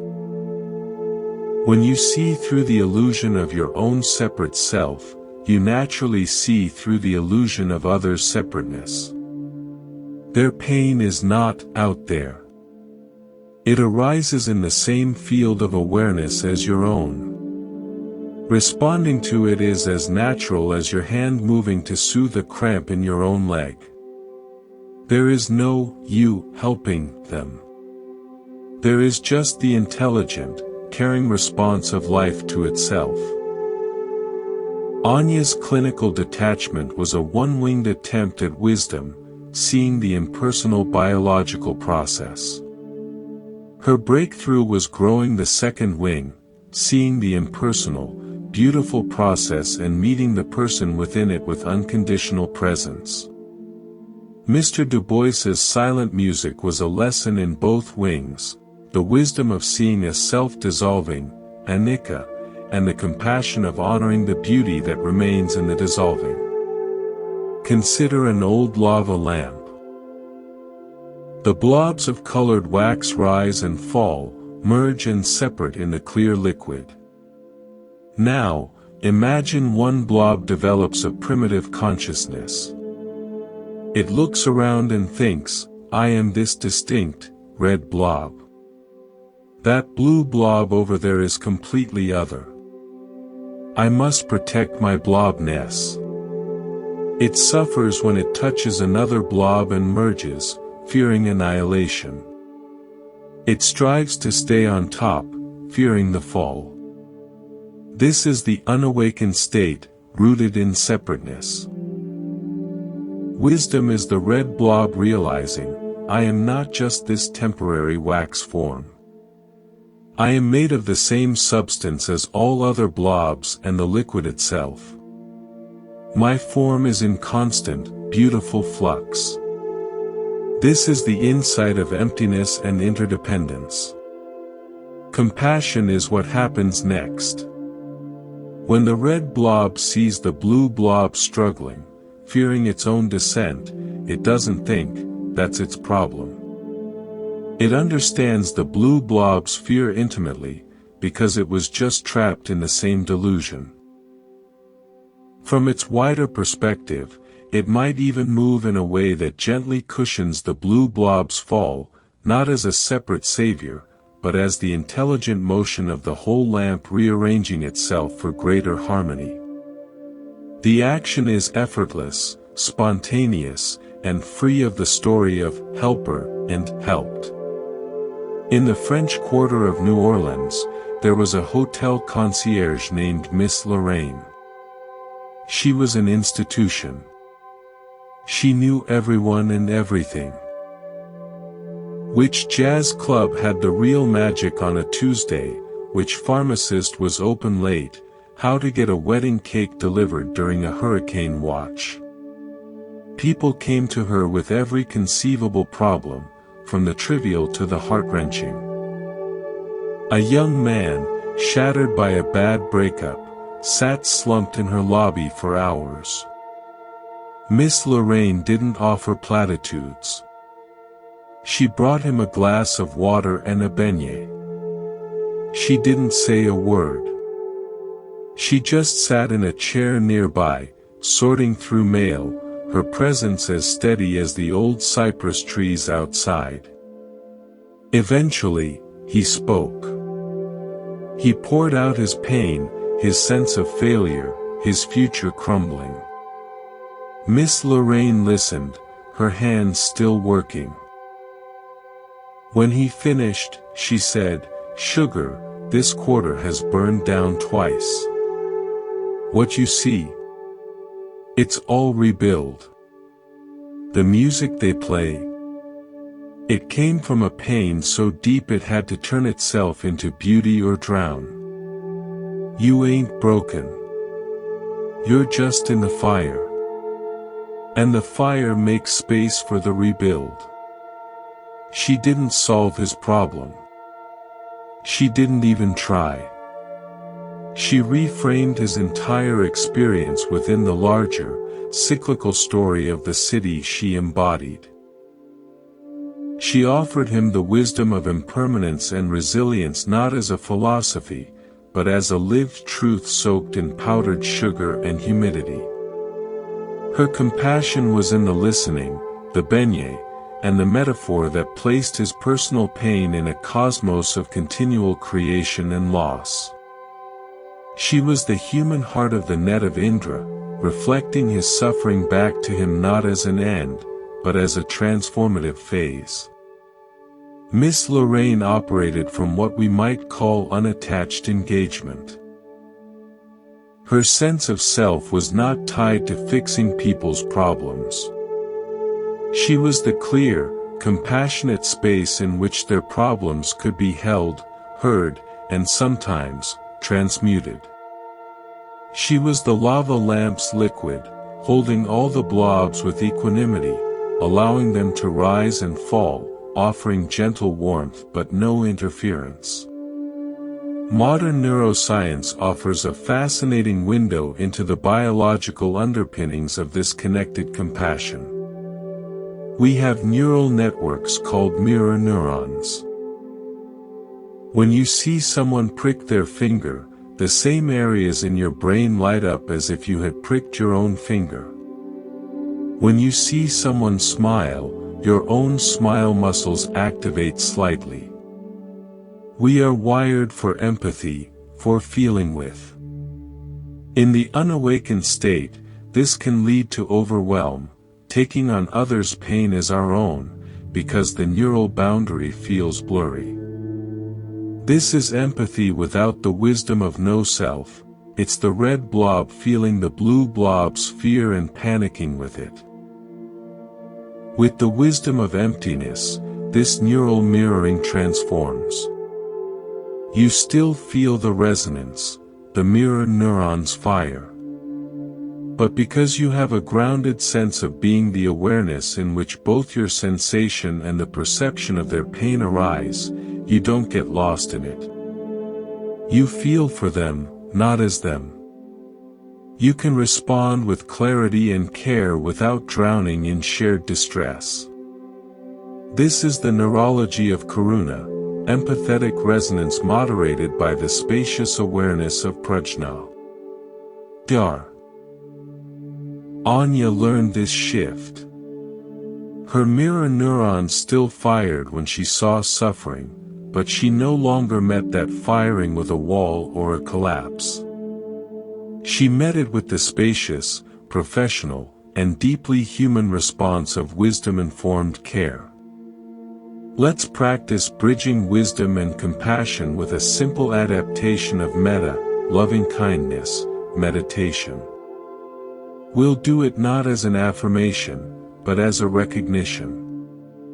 Settle into your breath. Feel the space of your awareness. First, bring to mind someone you love easily. Instead of thinking, "I send love to you," try this. Recognize that the love you feel is not a small, personal emotion coming from you to them. Feel it as a quality of the awareness itself, arising naturally when you remember this being. You are not generating love, you are relaxing into the love that is already present in the field of connection. Rest in that recognition for a moment. Now, bring to mind yourself. See if you can recognize your own being with the same quality. Not, "I love myself," but the awareness that holds all this is inherently accepting, inherently kind. This me is included in that acceptance. Feel the warmth of the field holding its own contents. Finally, bring to mind someone neutral or difficult. See if you can recognize them as another temporary formation in the same vast field.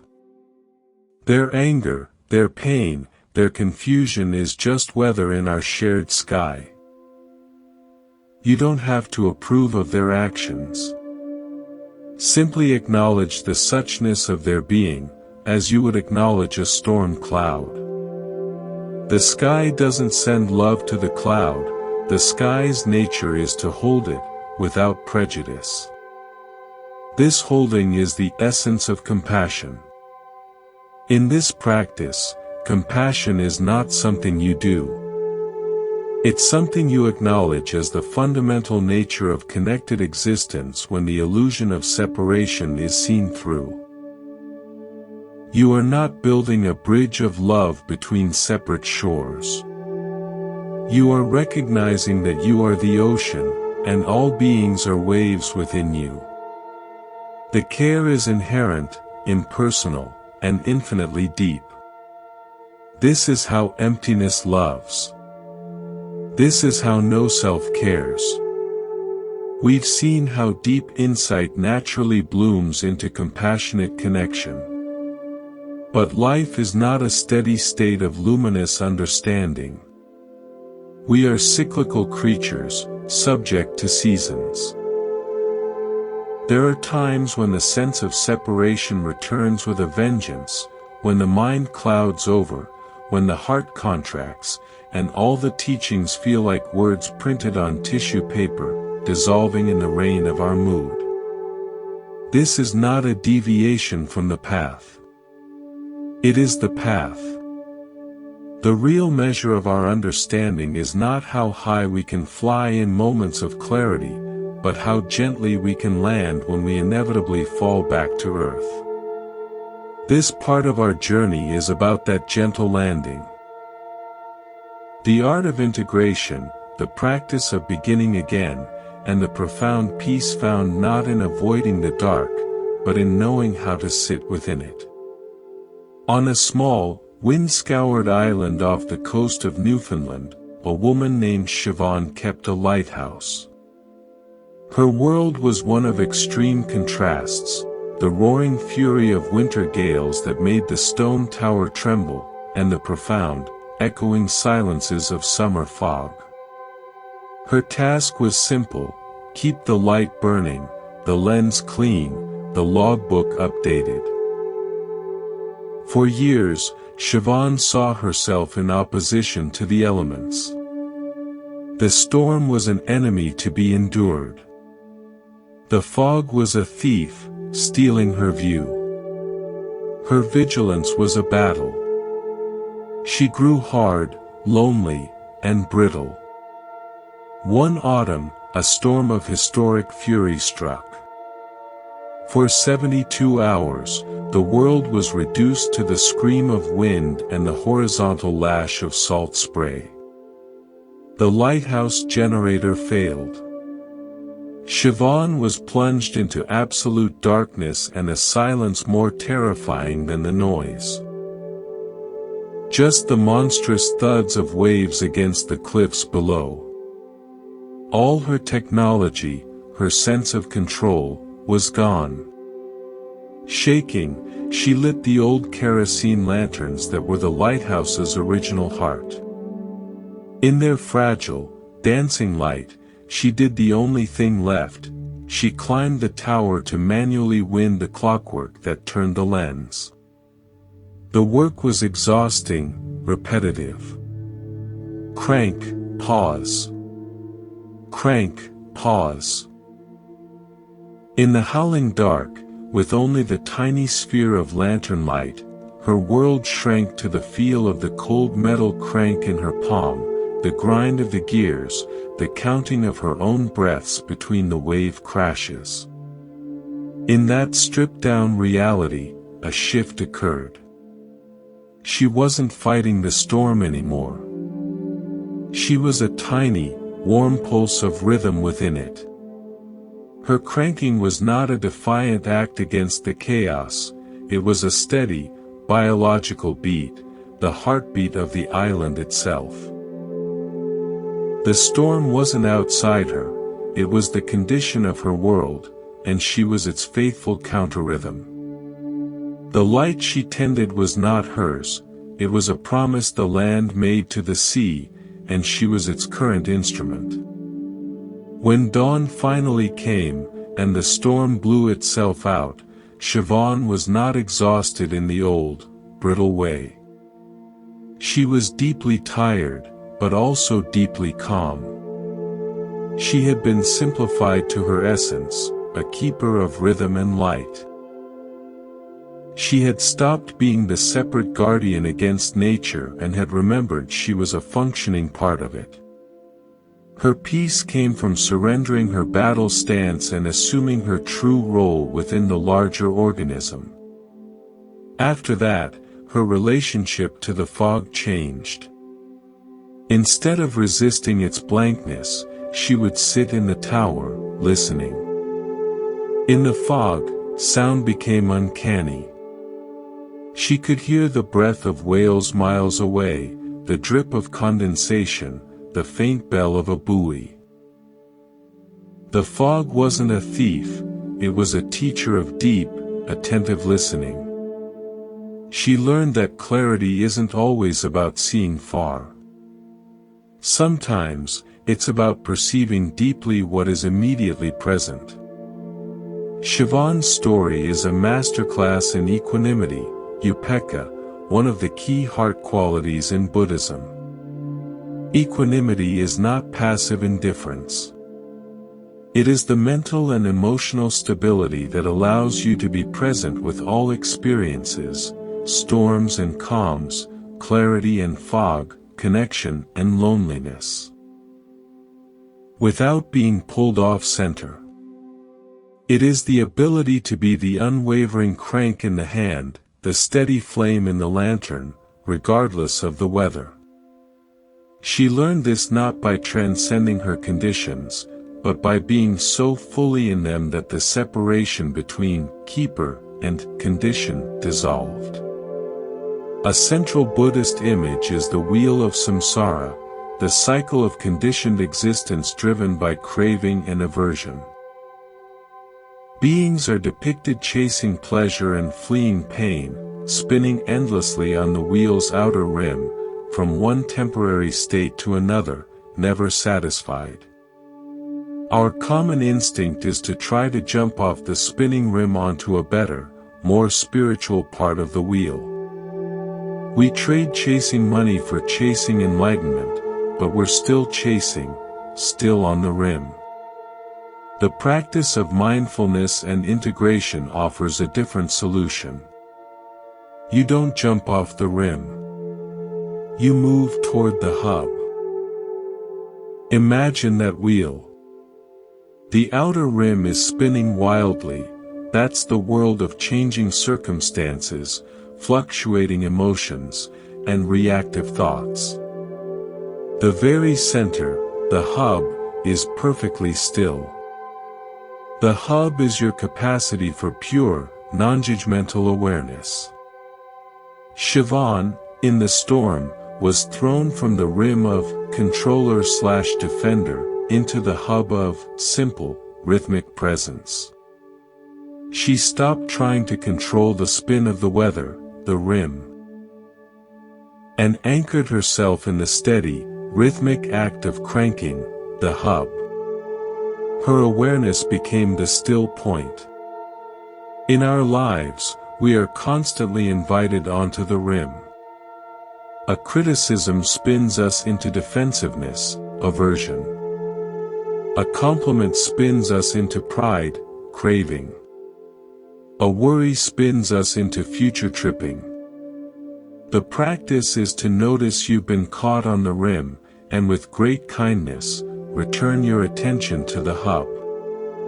The hub is the breath. The hub is the sensation in your feet on the ground. The hub is the simple question, what is happening right now, before I add a story to it. You don't stop the wheel of life from turning. You learn to rest in the still center while it turns. This is integration. It's not about achieving a permanent state of hub dwelling. It's about getting better at recognizing when you're on the rim, and knowing the way back home to the center. Think of a moment of acute suffering, anxiety, grief, anger, as a tight, painful knot. Our instinct is to pull on the ends of the rope, to struggle against the knot, which only tightens it further. We think, I shouldn't feel this. I need to get rid of this knot. That's rim behavior. Wisdom is realizing the knot is not foreign. It is made of the same rope as the rest of your life. The rope is your continuum of experience. The practice of integration is to stop pulling. To bring a gentle, curious attention to the knot itself. To feel its texture, its density, its precise location. Not to fix it, but to know it fully. When you do this, a miraculous thing happens. The tension of struggle eases. The knot may not vanish instantly, but by meeting it with acceptance instead of resistance, you stop adding new twists to it. You move from the rim of not fighting to the hub of not knowing. And in the spacious, accepting awareness of the hub, knots have a natural tendency, over time, to loosen. Siobhan stopped pulling against the storm knot. She brought her attention to the simple, rhythmic task within it. In doing so, the knot of her fear and opposition loosened, revealing the natural strength and peace that was the rope itself. In a basement club in Harlem, a pianist named Leo was known for his technical brilliance but also his rigidity. He played the standards perfectly, but always the same way. His music was impressive but lacked soul, a fact the old-timers in the audience sensed.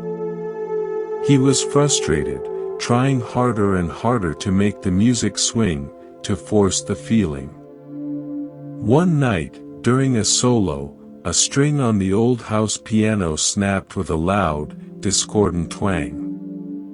Leo froze. The perfect structure of his piece was ruined. Panicked, he fumbled, trying to compensate, but the broken string kept ringing a dissonant, persistent note underneath everything. Then, from the back, he heard the voice of an elderly saxophonist who rarely spoke. "Don't fight it, son," the voice said, calm and smoky. "Listen to it. Let it in." Desperate, Leo stopped trying to overpower the dissonance. He took a breath, listened to the odd, ringing note, and began to weave his next phrases around it. He used it as a new, unexpected drone. He let it bend the harmony, leading him into chords and rhythms he would never have dared play. The broken string became the guest of honor. And something broke open in Leo. The need for perfect control dissolved. He began to play with the moment, with the squeak of a chair, with a latecomer's cough, with the rhythm of the ice clinking in glasses. The music became a living conversation, full of risk, response, and breathtaking beauty. For the first time, he truly swung. He was playing from the hub, not the rim. After the set, drenched in sweat and a new kind of joy, he thanked the old saxophonist. The man just nodded. "The mistake ain't outside the music, Leo. It's always part of the music. You just gotta be humble enough to let it teach you." Leo's broken string was his storm, his knot. His initial panic was rim behavior, trying to force reality back to his perfect plan. His surrender was the move to the hub. By listening and including the flaw, he didn't just fix a problem. He transcended the very idea of mistake and entered the flow of creative, embodied presence. His music became an act of integrated wisdom, where the separation between plan and accident, performer and audience, self and sound, disappeared. This is a practical tool for integration, for moving to the hub when you find yourself on the rim of struggle. It's called the "and" meditation.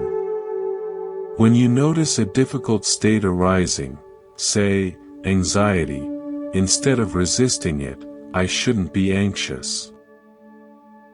Or fully identifying with it, "I am anxious," you practice inclusion. Acknowledge the feeling, there is anxiety here. Then, connect it with the word "and" to a simple, present moment anchor in the hub. And I am breathing. And my feet are on the floor. And the light in the room is soft. Feel both simultaneously. The anxiety knot and the spacious rope. The storm and the steady crank. The broken note and the wider music. This simple practice prevents you from being consumed by the difficult state. It places the difficulty within the wider field of your awareness, which is always stable and capable of holding it. You are not denying the anxiety. You are contextualizing it.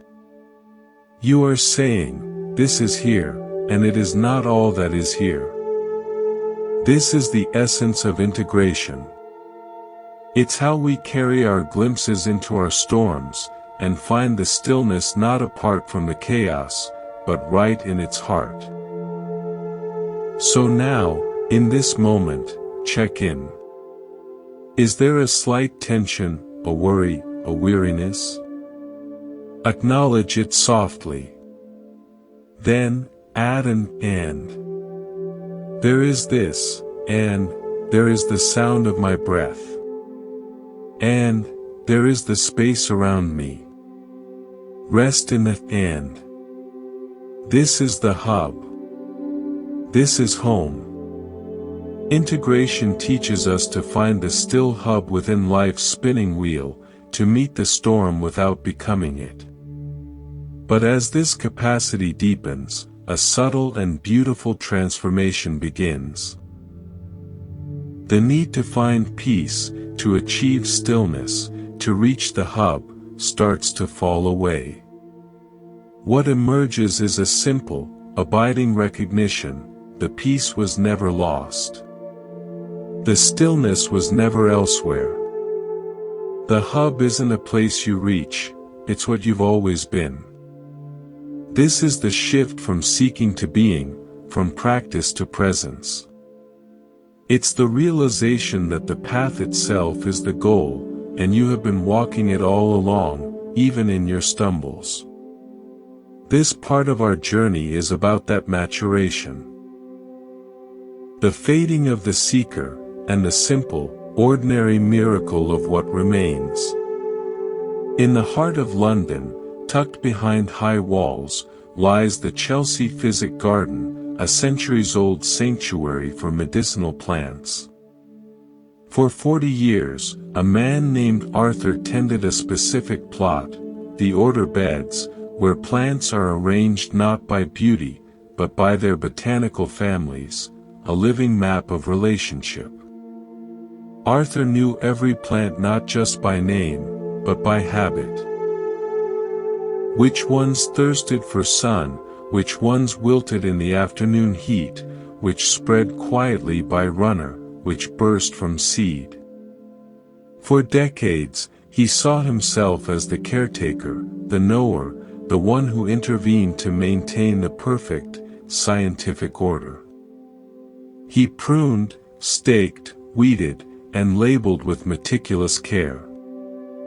Then, Arthur developed Parkinson's disease. His hands, once so precise, began to tremble.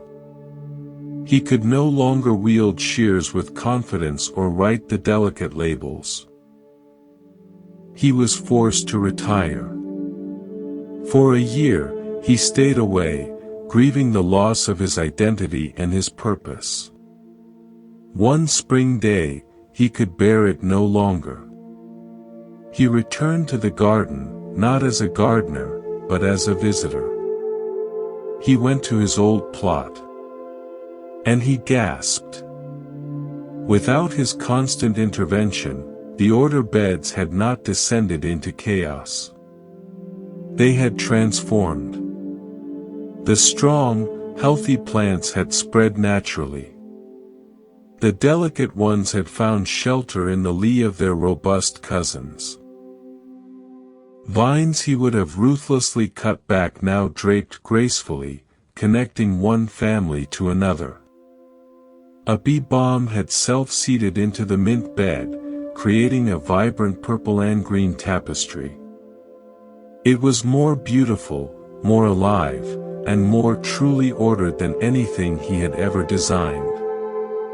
The natural intelligence of the plants, their interdependence, had created a harmony more profound than his imposed order. Arthur sat on a familiar bench, his trembling hands in his lap. He wasn't looking at a collection of specimens he managed. He was witnessing a community in conversation. He saw that his former work, while well-intentioned, had been a form of control born from a sense of separation. He had been the separate gardener imposing order on the garden. Now, with the gardener removed, he could see the garden's own innate, sacred order. In that moment, Arthur didn't feel useless. He felt a deep, humble awe. His disease had not taken his purpose. It had removed the obstacle to a truer seeing. He was no longer the caretaker of the garden. He was its elder, its witness, its grateful student. He came every day after that, not to work, but to sit and learn. The peace he found was the peace of no longer standing between the world and itself. He had dissolved into the relationship. Arthur's story illustrates the movement into what we might call post-practice maturity. The intense effort of catching the ox. The weeding, the staking, the precise labeling of experience, naturally gives way to the ox forgotten. The tools of practice, focused meditation, strict mindfulness, are set down not out of laziness, but because their work is done. They have tilled the soil so thoroughly that the flowers of awareness now grow wild and untended. You don't need to strive for presence, you are presence, and the world blooms around you and within you, of its own accord. The Buddha gave a famous parable about a man who builds a raft to cross a dangerous river. He works diligently, gathers materials, lashes it together, and uses it to cross to the safety of the far shore. The question is, what should he do with the raft once he's crossed? Should he strap it to his back and carry it for the rest of his journey, saying, "This raft saved me.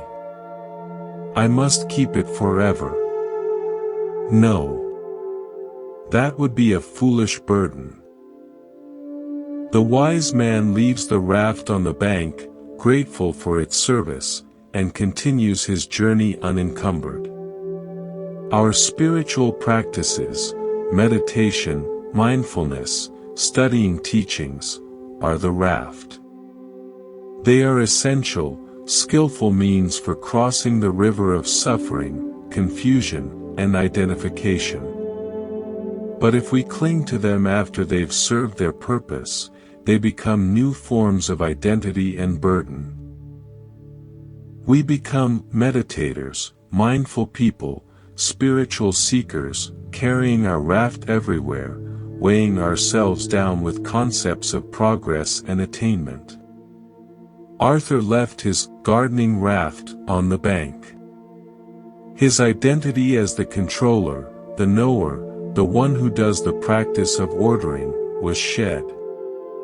What remained was the man on the far shore, simply awake, simply witnessing the natural order that was always there. The practice hadn't created the garden's harmony. It had simply removed the blocks to seeing it. Imagine you are standing in a deep canyon, shouting, "Who am I?" The canyon echoes back, "Who am I? Who am I? Who am I?" For years, you take this echo to be the answer. You analyze its tone, its duration, its subtle variations. You meditate on the echo. You write books about it. This is the stage of practice, engaging with the phenomena of mind and self. But one day, you stop shouting. You simply become very, very quiet. In that silence, you hear something new. You hear the wind, the trickle of water, the call of a distant bird. And you realize the true nature of the canyon is not the echo of your question. The canyon is the vast, silent, receptive space that allows for echoes, for wind, for water, for life. The echo was just a temporary noise within its eternal silence. The seeker who shouts the question is the practitioner. The one who becomes silent and hears the canyon's true nature is the one who has left the raft behind. Arthur stopped shouting his identity as gardener into his life. In the silence of his illness, he finally heard the true music of the garden itself. In Copenhagen, there is a bus driver named Henrik who drives the same circular route, day in, day out. Tourists see the Little Mermaid, commuters go to work, students head home. Most drivers on this route wear headphones, tune out, count the minutes until their shift ends. Henrik does something different. He has driven the route for 20 years. He knows every bump in the road, every tricky turn, the exact spot where the morning sun will blind you for 3 seconds in October. But he doesn't see it as a monotonous loop. He sees it as a living mandala. To him, the route is not a circle to be completed, but a stage upon which a million small human dramas unfold. He notices the regulars, the old man who boards at 10:02 a.m. sharp to go to the chess club, the woman who always reads poetry and sometimes cries silently, the group of boisterous schoolchildren in the afternoons. He knows which tourists will ask for Tivoli Gardens, and he has perfected 3 different ways to explain the transfer. He doesn't just drive the bus. He presides over it. His driving is so smooth it's unnoticeable. His announcements are calm and clear. He offers a slight nod to the regulars, a patient smile to the confused. He has a sixth sense for when someone is running for the bus and will wait an extra 3 seconds, and when someone is lost in grief and needs the journey to be seamless. One day, a journalist doing a piece on joy in routine jobs interviewed him. "Don't you get bored? Don't you wish you were somewhere else?" Henrik looked surprised. "Somewhere else? But I am exactly where I need to be. This bus, this route, these people, this is my world. My job is not to get from start to finish. My job is to be fully here for each meter of the journey, for each person who steps on. The bus moves in a circle, but I am not going in circles. I am meeting life, one stop at a time. The journalist was stunned by the man's quiet dignity and presence. Henrik embodied the 10th stage, return to society in its purest form. He wasn't a spiritual teacher. He was a bus driver. But he had so completely dissolved the seeker that his entire life had become a seamless, compassionate practice. He didn't do mindfulness, he was mindful presence on wheels. He had left every raft behind. His vehicle wasn't just the bus, it was his own awake and caring awareness, and his route was the human heart. Henrik shows us that enlightenment isn't a special state reserved for monasteries. It's the full, dignified, kind-hearted participation in the ordinary, circular routines of life, with the clear seeing that there is nothing ordinary about them at all. Every moment on the route is the destination. So, we come to a beautiful paradox. The journey begins with finding footprints, evidence that others have walked the path. But as you walk, your own footsteps become clear. And then, one day, you look down and see that the path itself has disappeared. You are not following footprints anymore. You are walking on untrodden ground, and yet it feels like home. You realize the footprints were only ever meant to give you the confidence to stop looking at your feet, and to start walking with your head up, fully present to the sky, the trees, the road itself. Arthur stopped looking for the footprints of the perfect gardener. Henrik stopped following the route map of a seeking life.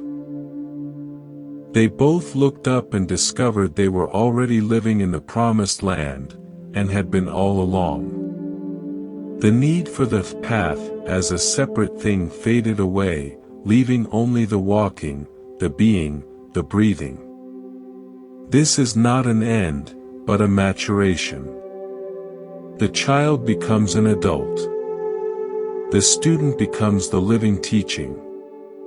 The wave realizes it is the ocean, and continues to wave, joyfully, freely, with nothing to prove and nowhere to get to. Let's rest in this recognition.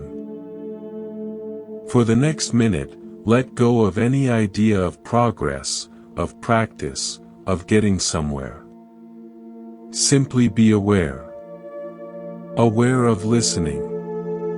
Aware of breathing. Aware of being. There is no you doing this awareness.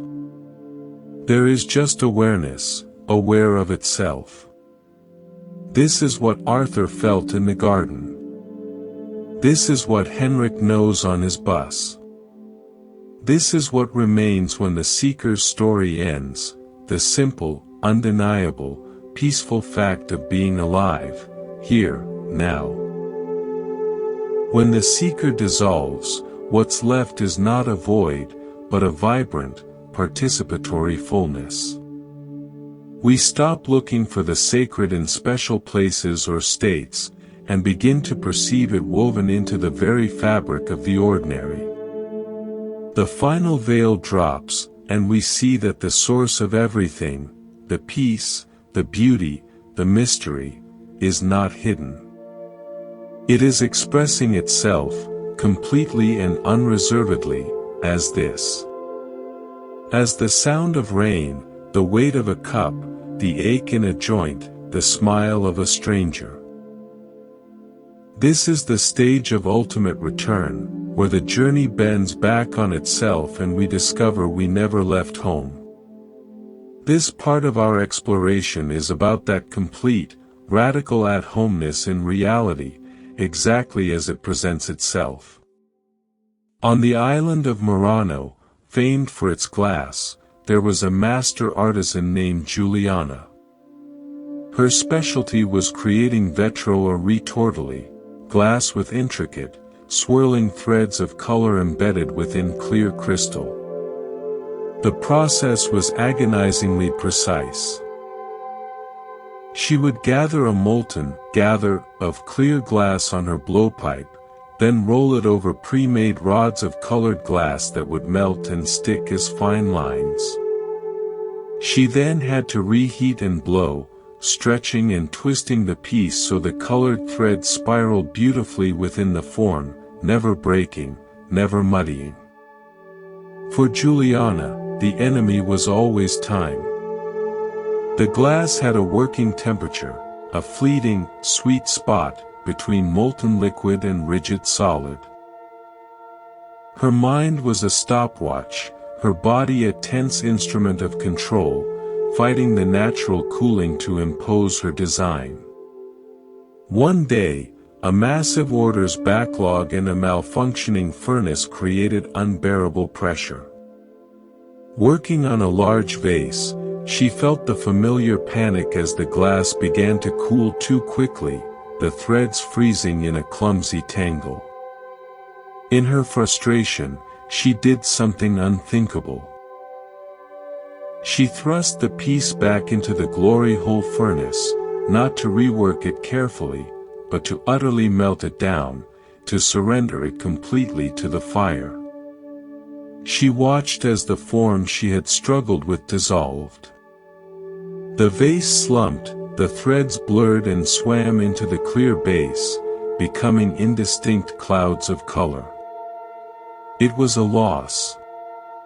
But then, as she watched the molten mass spin, something magical happened. Freed from her forceful shaping, the colors began to move according to the deeper physics of the material itself.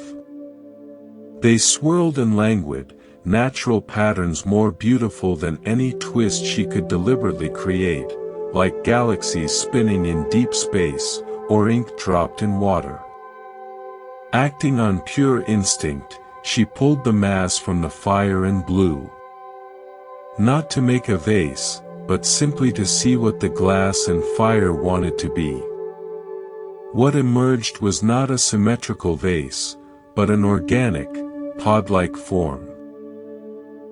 The colors were suspended within it like a captured nebula, swirling from some deep, internal current. It was the most breathtaking piece she had ever made, and she had not made it. She had midwifed it. She had stopped being the controller of the glass and had become a partner to the fire and the silica, allowing the intelligence of the materials themselves to express their natural beauty. From that day, Juliana's work transformed. She still used skill, but it was a skill of deep listening and precise surrender. She learned to work with time, not against it, understanding the cooling not as an enemy, but as a collaborator that set the beautiful chaos into permanent form. She realized the source of the beauty was not her mind's design, but the inherent, dynamic truth of the glass itself, which she could only reveal by getting out of the way. Her studio became a temple where she witnessed the sacred expressing itself through heat, gravity, and light. Juliana's insight touches the heart of Dzogchen and Mahamudra traditions, which point to the primordial purity of the mind and phenomena. The beautiful swirls were not added to the glass, they were the natural expression of its molten nature when allowed to be free. Our true nature, peaceful, luminous, intelligent, is not something we create through practice.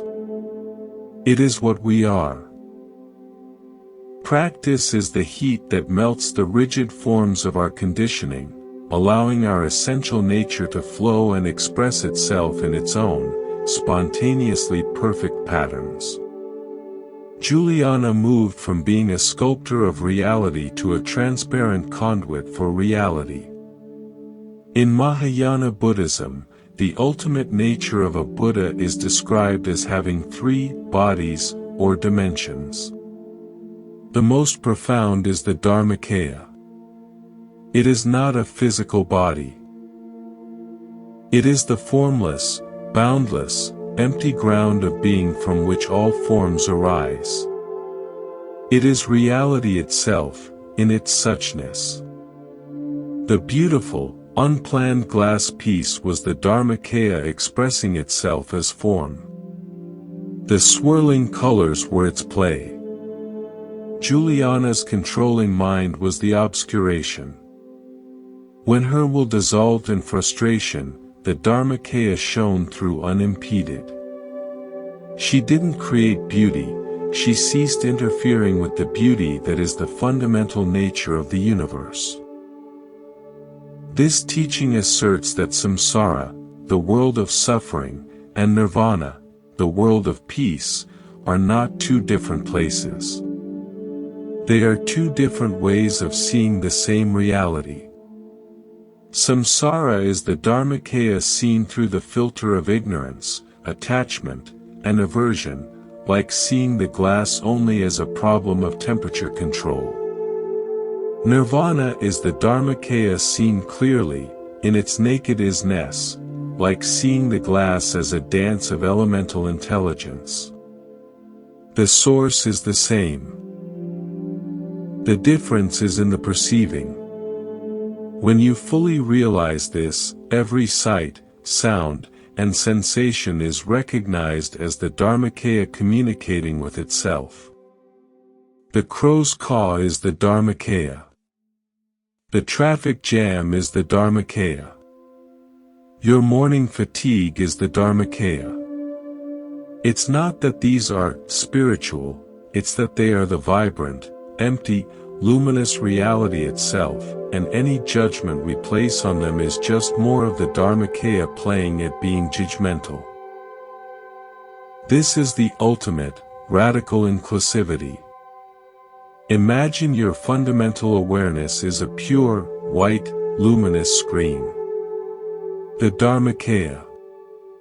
Upon this screen, a projector, your senses and mind, throws images, the movie of your life, with its dramas, comedies, tragedies.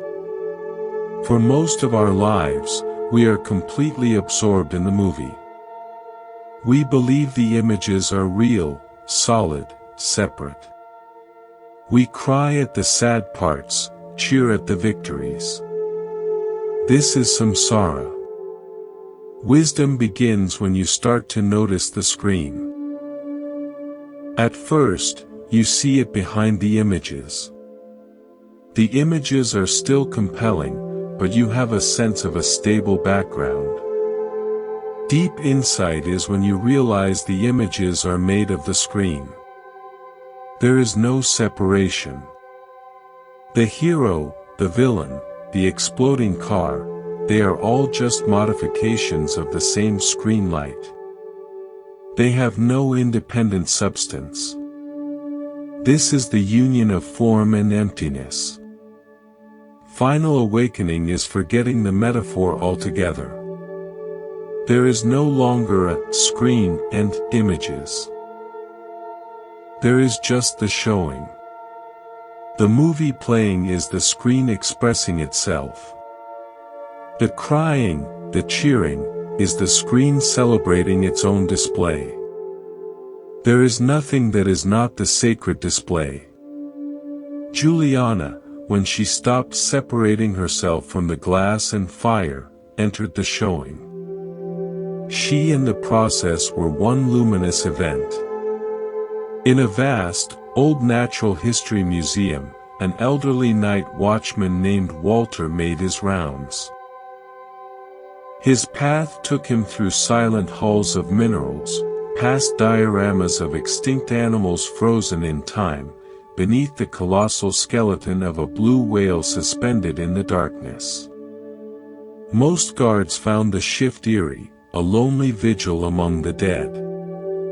But Walter had come to know the museum as a living, breathing entity. In the deep silence, he heard its sounds, the creak of old wood expanding, the faint hum of climate control, the skitter of a mouse in a display wall. The light from his flashlight would catch the eye of a taxidermied wolf, and for a moment, it seemed alive with a patient, timeless intelligence. He didn't see exhibits. He saw conversations. The Tyrannosaurus rex femur was in a silent dialogue with the hummingbird skeleton in the next room, both expressions of bone, scale, and evolutionary time. The quartz crystal communed with the meteorite, one born of Earth's pressure, the other a traveler from the cosmos. The whale skeleton wasn't a relic of death, it was a cathedral of space, a prayer made of bone offered to the vaulted ceiling. One night, standing in the mineral hall, his light passed over a geode, a rough, ugly rock on the outside. He'd seen it 1,000 times. But that night, he stopped. He saw it not as a thing, but as a moment. A moment in the cooling of the planet, when silica and gas conspired to create a hidden universe of crystals. He was not a man looking at a rock. He was the present moment of awareness meeting another moment, the geode moment, across the abyss of time. Both were temporary formations in the same flowing reality. The hall, the fossils, the dust, his own aging body, all were equally present, equally fleeting, equally magnificent in their brief, particular expression of the whole. Walter felt a joy so profound it was quiet. He was not a separate soul guarding a tomb of the past. He was the presence awareness, lovingly containing all pasts and all futures within its boundless now. The museum was not a building full of dead things. It was the Dharmakaya itself, displaying its infinite forms, mineral, animal, human, temporal, for the sheer delight of being seen. His nightly rounds were a walking meditation through the sacred body of reality. Walter's experience is the essence of the ninth picture in our journey, reaching the source. The source is not a distant point in time or space. It is the present moment reality of the geode, the whale, the creaking floor, and the awareness that holds them all, recognizing itself in everything. He had returned to the origin by fully inhabiting the present. Let's try a practice of this radical seeing. Choose an ordinary object in your immediate environment. A cup. A pen. A wrinkle in the fabric. Look at it. Now, try to see it not as a separate, functional object with a name, but as a temporary event. See it as a convergence of causes and conditions, the earth mined, the trees pulped, the oil formed, the human hands that shaped it, the journey to this room, the light photons bouncing off it to hit your retina. See it as a momentary constellation of the universe, gathered into this form, already in the process of changing, wearing down, returning. Now, go further. See if you can sense the space that the object occupies as being just as real, just as present, as the object itself. The object and the space are one event. Finally, include yourself. The awareness looking at the object is also a temporary, luminous event. The seeing, the object, and the space are one seamless, happening reality. This happening is the Dharmakaya. It is the source, playing as cup, as eye, as mind. In this seeing, there is no sacred and profane. There is only the wondrous, everyday miracle of form emerging from and returning to emptiness. This is what Juliana saw in the glass. This is what Walter knew in the museum.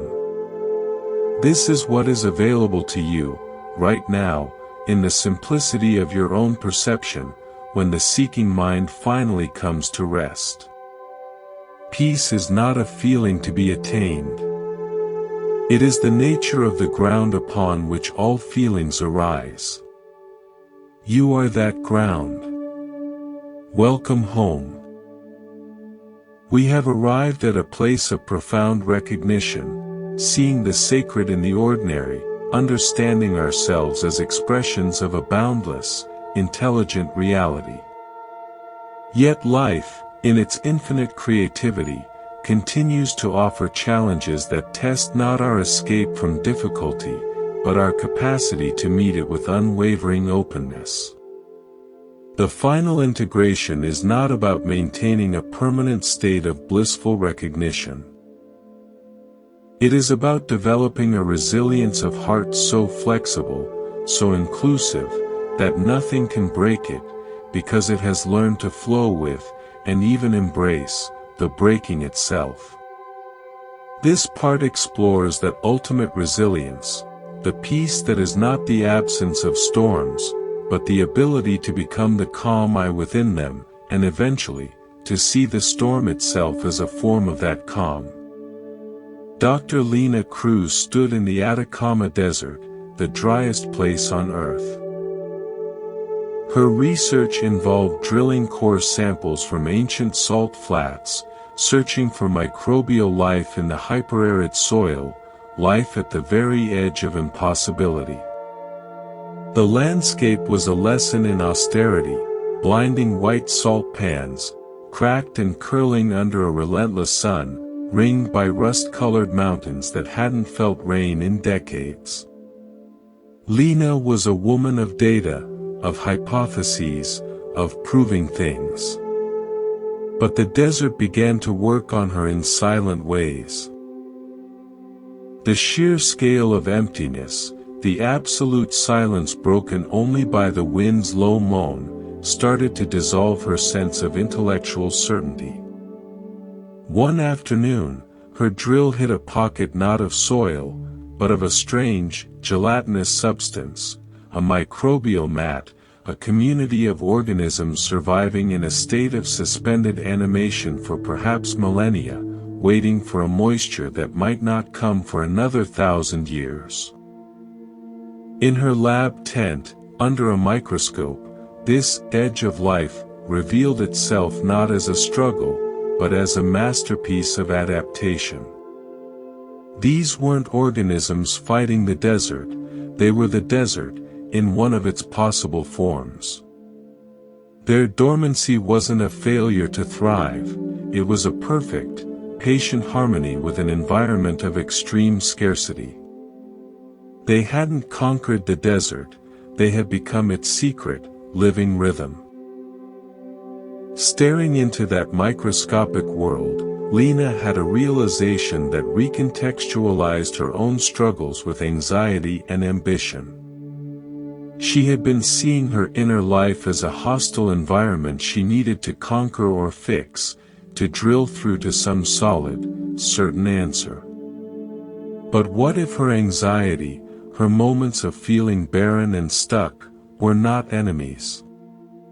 What if they were a kind of psychic dormancy, a necessary, intelligent adaptation to inner conditions of overload or uncertainty? They weren't a deviation from life, they were a profound, if uncomfortable, expression of life's capacity to persist by contracting, by waiting, by conserving energy.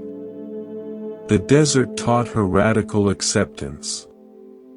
Not passivity, but a deep, cellular understanding that every state, the lush bloom and the parched crack, is a valid, intelligent expression of the whole system. Her peace came when she stopped seeing her inner, desert periods as failures and started seeing them as part of the larger, wise ecology of her being. She learned to be present with the arid stillness inside her with the same awe she had for the salt flat, trusting that the microbial mat of her spirit was still alive beneath the surface, waiting for its own inner rain. The Buddha taught the parable of the two arrows. The first arrow is the inevitable pain of life. Physical pain, loss, disappointment, the desert's harshness. This arrow strikes everyone. The second arrow is the one we shoot into ourselves. It is our resistance to the first arrow, our thoughts of, "This shouldn't be happening," our stories of, "This proves I'm a failure," our frantic struggle against the reality of the moment. This second arrow is the source of most of our suffering. Lena was shooting second arrows at her own anxiety, at her barren periods. The desert and the dormant microbes showed her how to stop. The first arrow was the feeling itself, the dryness, the tension. The end of suffering lay in not firing the second arrow of judgment and resistance, but in meeting the first arrow with bare, curious attention. In that attention, even the first arrow's sting is transformed. It becomes a sensation, a messenger, a part of the landscape, not an enemy to be slain. Imagine two trees in the path of a typhoon. A mighty oak and a grove of bamboo. The oak, rigid and strong in its self-concept, stands firm against the wind. It resists. For a time, it holds. But if the wind is strong enough, it will snap, its strength becoming its downfall. The bamboo does not resist. It bends. It flows. It lets the wind pass through it, its hollow form offering no solid purchase for the storm's fury. It may be pressed completely to the ground, but it does not break. When the storm passes, it springs back, resilient and whole. Our instinct is to be the oak. We build identities, beliefs, and plans of solidity, and we resist any wind that threatens them. This is the way of the second arrow. Wisdom is learning to be the bamboo. It is cultivating a flexibility of spirit, a hollow openness at our core. The winds of change, loss, and difficulty can then pass through us. We may sway wildly, we may be pressed to the earth in grief or fear, but because we do not resist, we do not break. Our resilience is in our yielding, in our capacity to be moved without being shattered. Lena learned to be bamboo in the desert wind, bending into her dormant periods rather than standing rigid against them. In the post-industrial landscape of Detroit, a man named Darius had an unusual practice, urban foraging. But he didn't just look for edible plants in vacant lots. He foraged for beauty in brokenness. His canvas was the city's decay, a crumbling factory wall, a rusted fire escape, a sidewalk cracked by a persistent weed. With a small kit of chalks and water-soluble paints, he would create ephemeral art. On a water-stained wall, he'd traced the stain's contours, highlighting it into the shape of a rising phoenix. In a network of cracks, he'd paint tiny, intricate roots, making the damage look like a deliberate illustration of something growing from beneath. On a rusted steel beam, he'd use gold leaf to highlight a patch of corrosion, turning it into a gilded, abstract masterpiece. He never painted over the damage. He conversed with it. He would sit for hours, just looking, until the broken place spoke to him, suggesting what it wanted to become. His art lasted only until the next rain or a few weeks at most. This impermanence was the point. People called him a street artist, but he saw himself as a seeing aid. He was not fixing Detroit's wounds. He was helping people see them differently, not as symbols of failure and neglect, but as textures in the city's ongoing story, possessing their own stark, resilient beauty. A child once asked him why he painted on ugly things. Darius replied, "Nothing's ugly, little man. It's just that some things are waiting longer for us to see their secret picture." Darius embodied the ultimate integration, the alchemy of perception that turns dukkha, suffering, the crack, into the very ground of beauty and awakening. He didn't transcend the broken city, he dove into its broken heart and found the gold leaf already there, hidden in the rust. His art was a lived demonstration of the two arrows. The first arrow was the decay, the poverty, the neglect.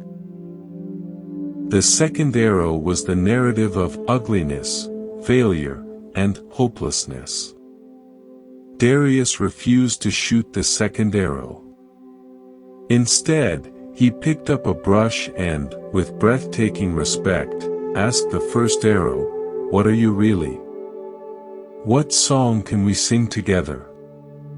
His practice was a profound form of compassion, not just for people, but for the place itself. He treated the city's scars with the tenderness one might show a veteran's wounds, honoring them as evidence of life, history, and survival. In doing so, he helped heal the collective second arrow of shame that had been shot into the heart of his community. We can practice this alchemy in our own inner landscape. It's called turning towards the difficulty. When you notice a difficult emotion or sensation, anxiety, sadness, physical pain, instead of the habitual reaction, aversion, the second arrow, experiment with a three-step process. First, acknowledge. Gently name what's here. You might say softly in your mind, "Here is tightness," or "Here is sadness." Not, "I am sad," but "sadness is present." This simple naming creates a tiny, but crucial, space. Next, inquire. With a soft, gentle curiosity, ask, "Where do I feel this in my body? What is its texture? Is it heavy, or light? Is it warm, or cool? Does it have a color?" Don't ask why it's here. Don't analyze. Just investigate the raw sensation itself. The first arrow. Finally, allow. Breathe into the sensation. Imagine your breath softening the edges, and surrounding it, like a gentle light. You can say inwardly, "It's okay. You can be here. I am here with you." This isn't about approving of a bad situation. It's the radical, kind, allowance of your present moment experience. And in this allowance, the second arrow simply falls away. In this space of allowance, something often shifts. The sensation might change, or it might not. But your relationship to it changes. You move from being a victim of the sensation to being the compassionate, spacious awareness that holds it. You become the artist having a conversation with the crack, not the person terrified of the crumbling wall. This is the cultivation of bamboo-like resilience and the end of unnecessary suffering. Let's try it now. Scan your mind or body. If you find a slight edge of discomfort, boredom, or restlessness, apply the 3 steps. Acknowledge it. Inquire into its physical signature. Allow it to be, with your breath as the gentle, gilding brushstroke. For this moment, be the urban forager of your own inner city, finding the hidden beauty in the very texture of your experience.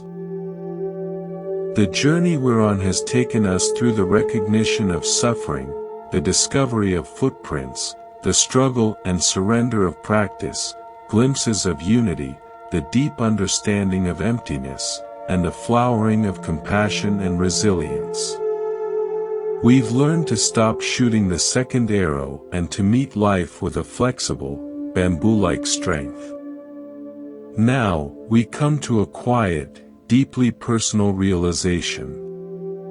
All these teachings, all these stories, all these practices, they are not about constructing a new, better, more spiritual self.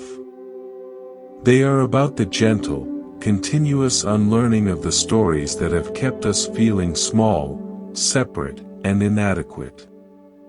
The final freedom is not in becoming something, but in unbecoming everything you never truly were. This part is about the grace of unlearning, the liberation found in letting go of the need to be anyone in particular. In a quiet studio in Seoul, an old master calligrapher named Ji-min taught the art of Hangul brushwork.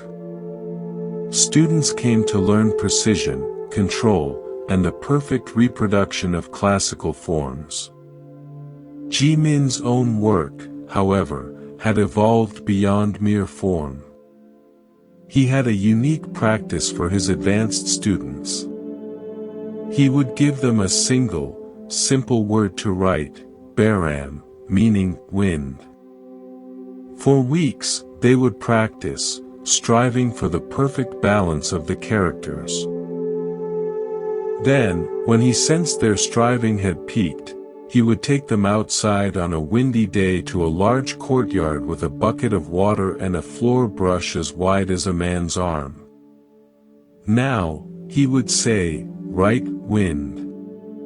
But you may not use ink.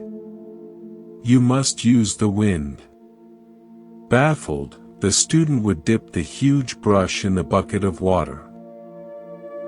As they tried to form the characters on the dry stone, the wind would gust, pulling the watery stroke in unexpected directions, blurring lines, creating puddles where there should be edges. The student would fight, trying to outmuscle the breeze, resulting in a messy, frustrated smear. Ji-min would watch, then take the brush.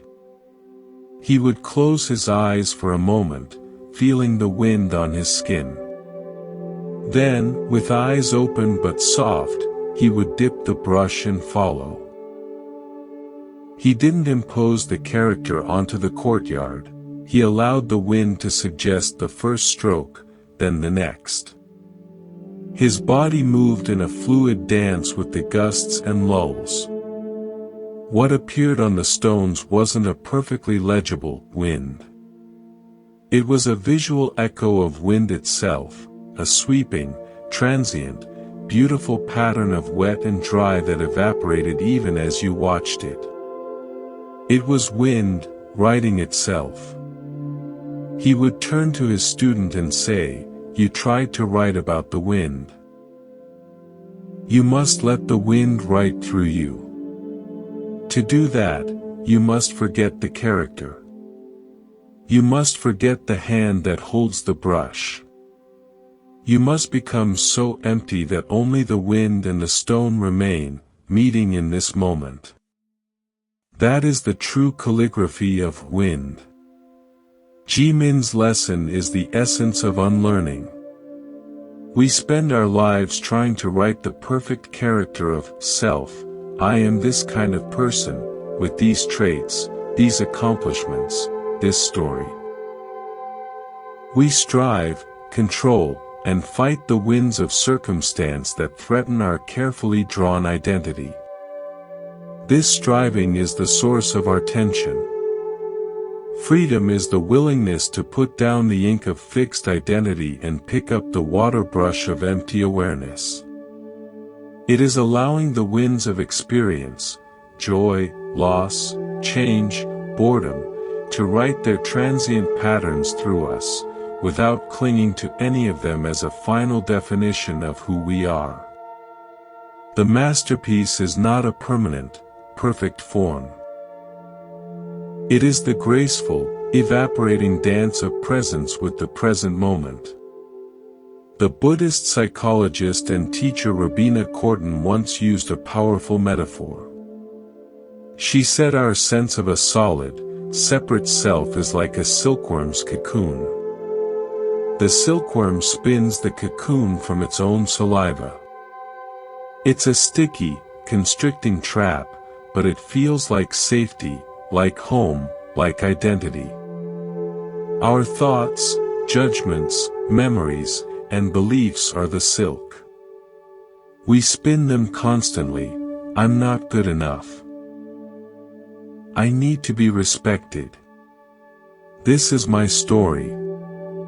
We wrap ourselves in this mental emotional cocoon, and then we wonder why we feel trapped, isolated, and unable to fly. The entire spiritual path is the process of dissolving the cocoon from the inside. Not by attacking it violently, but by bringing the warm, gentle light of mindful awareness to the sticky threads.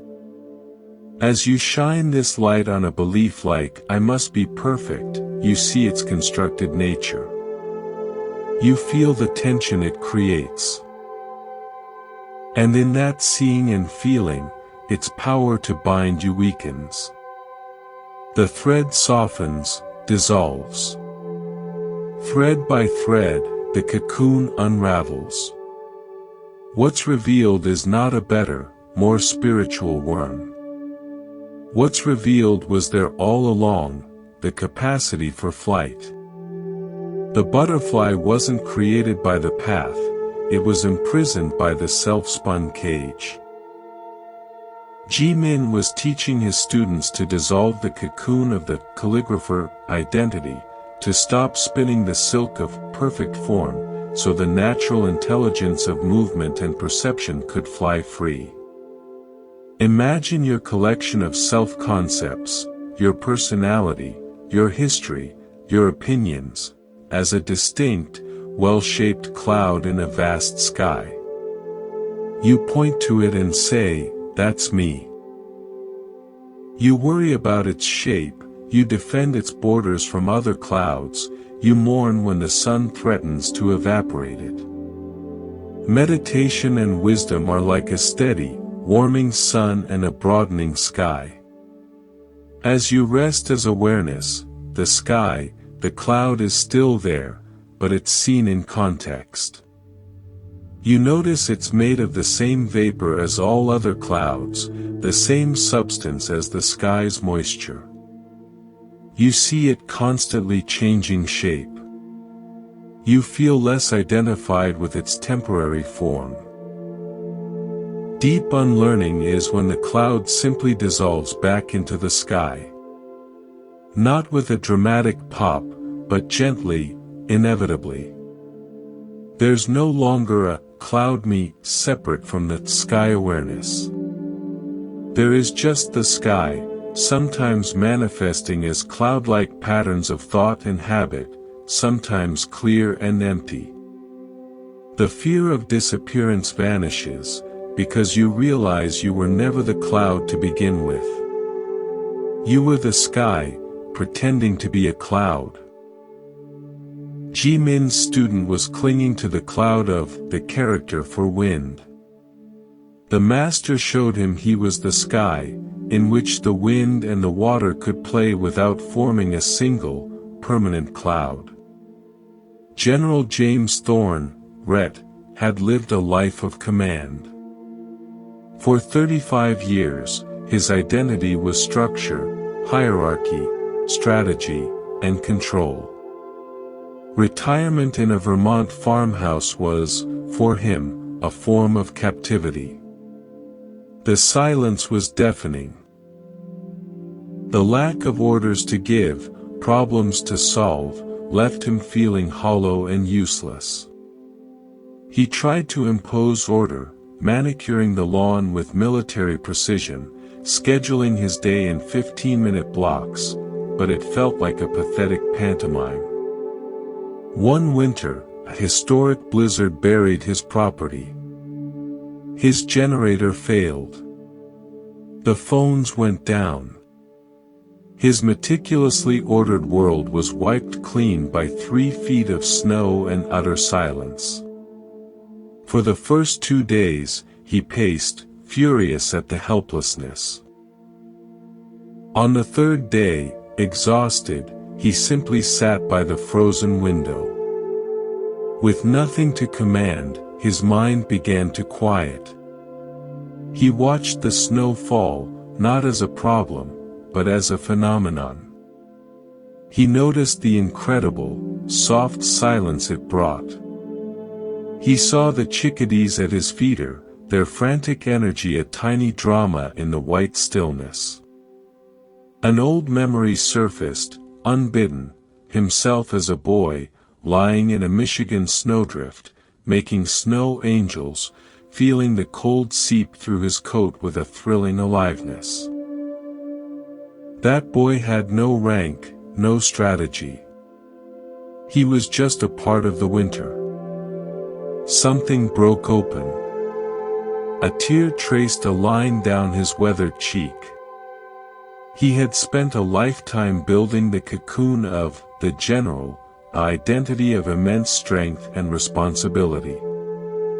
The blizzard, by stripping away all his tools of control, had forced the cocoon to dissolve. What was left wasn't a void. It was the boy who loved the snow. It was the man who could finally just be, without a title, without a mission. He put on his boots and went outside. Not to shovel, not to restore order. He walked into the deep snow, lay down, and made a snow angel. The cold was shocking, vivid. Laughing like a child, he felt more himself than he had in 50 years. He wasn't a retired general. He wasn't a farmer. He was a conscious being, lying in the snow, under a gray sky, utterly free.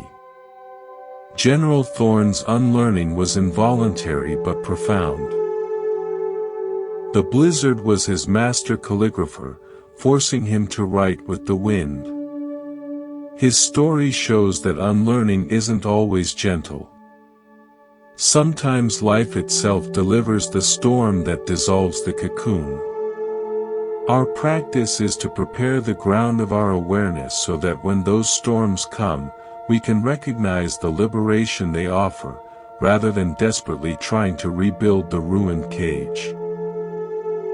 Let's engage in a practice of active unlearning, inspired by the self-inquiry of Sri Ramana Maharshi, but approached as an experiment in releasing, not finding.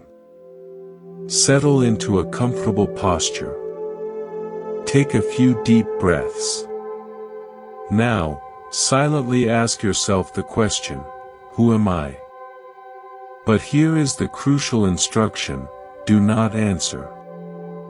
Do not reach for concepts, I am a teacher, I am kind, I am a body, I am awareness. Any verbal or conceptual answer is just more silk for the cocoon, more ink for the character. Instead, turn your attention towards the source of the question. Feel the space in your head and chest from which the question, who am I, seems to arise. What is the feeling of being the one who is asking? Don't describe it. Just feel it directly. You may notice sensations, energy, a sense of presence. Stay with that. If thoughts or answers arise, I am consciousness. Gently note them as more content appearing in awareness, and return your attention to the raw, preconceptual feeling of being that precedes the answer. This is not an exercise to get a mystical result. It is an exercise in disidentification.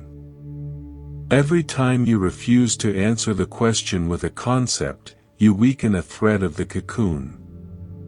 You are practicing being the sky instead of latching onto a cloud. You are practicing being the wind, not the character for wind. Do this for just 2 minutes. Whenever you get lost in an answer or a story, simply return to the silent, living question, and feel the space from which it comes. In this simple practice, you are not building a new self. You are gently dissolving the old one by refusing to give it definition. You are participating in the greatest unlearning of all, the unmasking of the fundamental mystery that you are, prior to all names and forms. This is the quiet, continuous path of liberation. We've explored the unlearning of the constructed self, the dissolution of the cocoon. In that spaciousness, a natural and often overlooked quality begins to shine with uncommon brightness. It's not peace, not compassion, not wisdom, though it underlies them all. It is joy. Not the joy of getting what you want, but a causeless, abiding gladness that arises simply from being aware, from being alive within the mysterious, shimmering fact of existence. This joy is the unshakable song of the heart that has stopped pretending to be separate from the music. This part of our journey is about that uncontrived joy, the delight that is the natural fragrance of freedom. Dr. Eris Thorne, no relation to the general, was a mycologist, a scientist who studied fungi. Her work was in the damp, shadowed understory of old-growth forests in Oregon. For years, her focus was taxonomic, identifying species, mapping their distributions, understanding their roles in decay. She saw the forest floor as a complex, somewhat morbid recycling system. Her perspective shifted during a long-term study of a single, massive, humongous fungus. A honey mushroom mycelial network that spread over 2,400 acres underground, one of the largest living organisms on Earth. She would take samples, sequence DNA, and chart its growth. It was slow, silent, unseen work. One rainy autumn afternoon, saturated and tired, she simply lay down on a bed of moss near her study site. She closed her eyes, listening to the drip of water through the canopy. As she let her scientific mind rest, she began to feel the forest in a different way. She felt the incredible, spongy vitality of the moss beneath her. She imagined the vast, whispering network of mycelial threads beneath the soil, not as a data point, but as a living internet, connecting tree to tree, sharing nutrients, sending warning signals, in a silent, cooperative dialogue that made the entire forest one intelligent being. And then it struck her, she was lying on its skin. She was not a separate observer studying an organism. She was a temporary, mammalian expression of the same life force that wove the mycelial net and raised the trees. The carbon in her breath was being taken up by the moss. The fungi were decomposing the eventual remains of everything around her, including her, to feed new growth.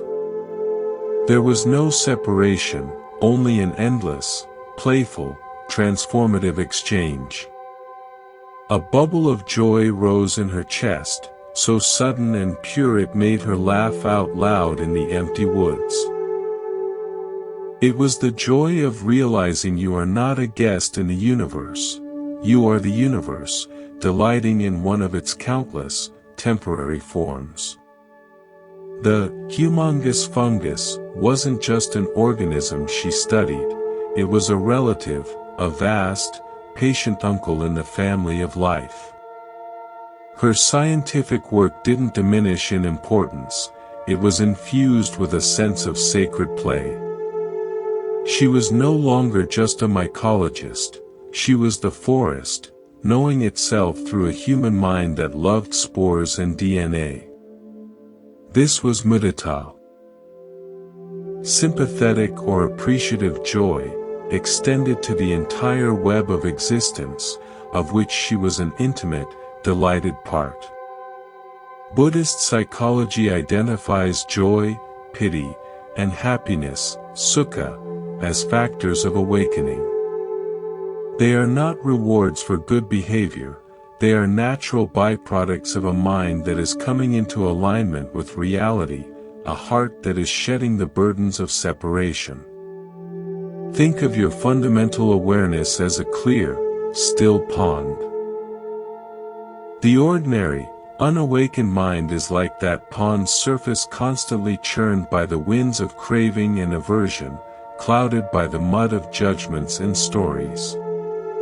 You can't see the bottom. There's no joy, only turbulence. As mindfulness settles the mind, the winds die down. The mud settles. The water becomes clear.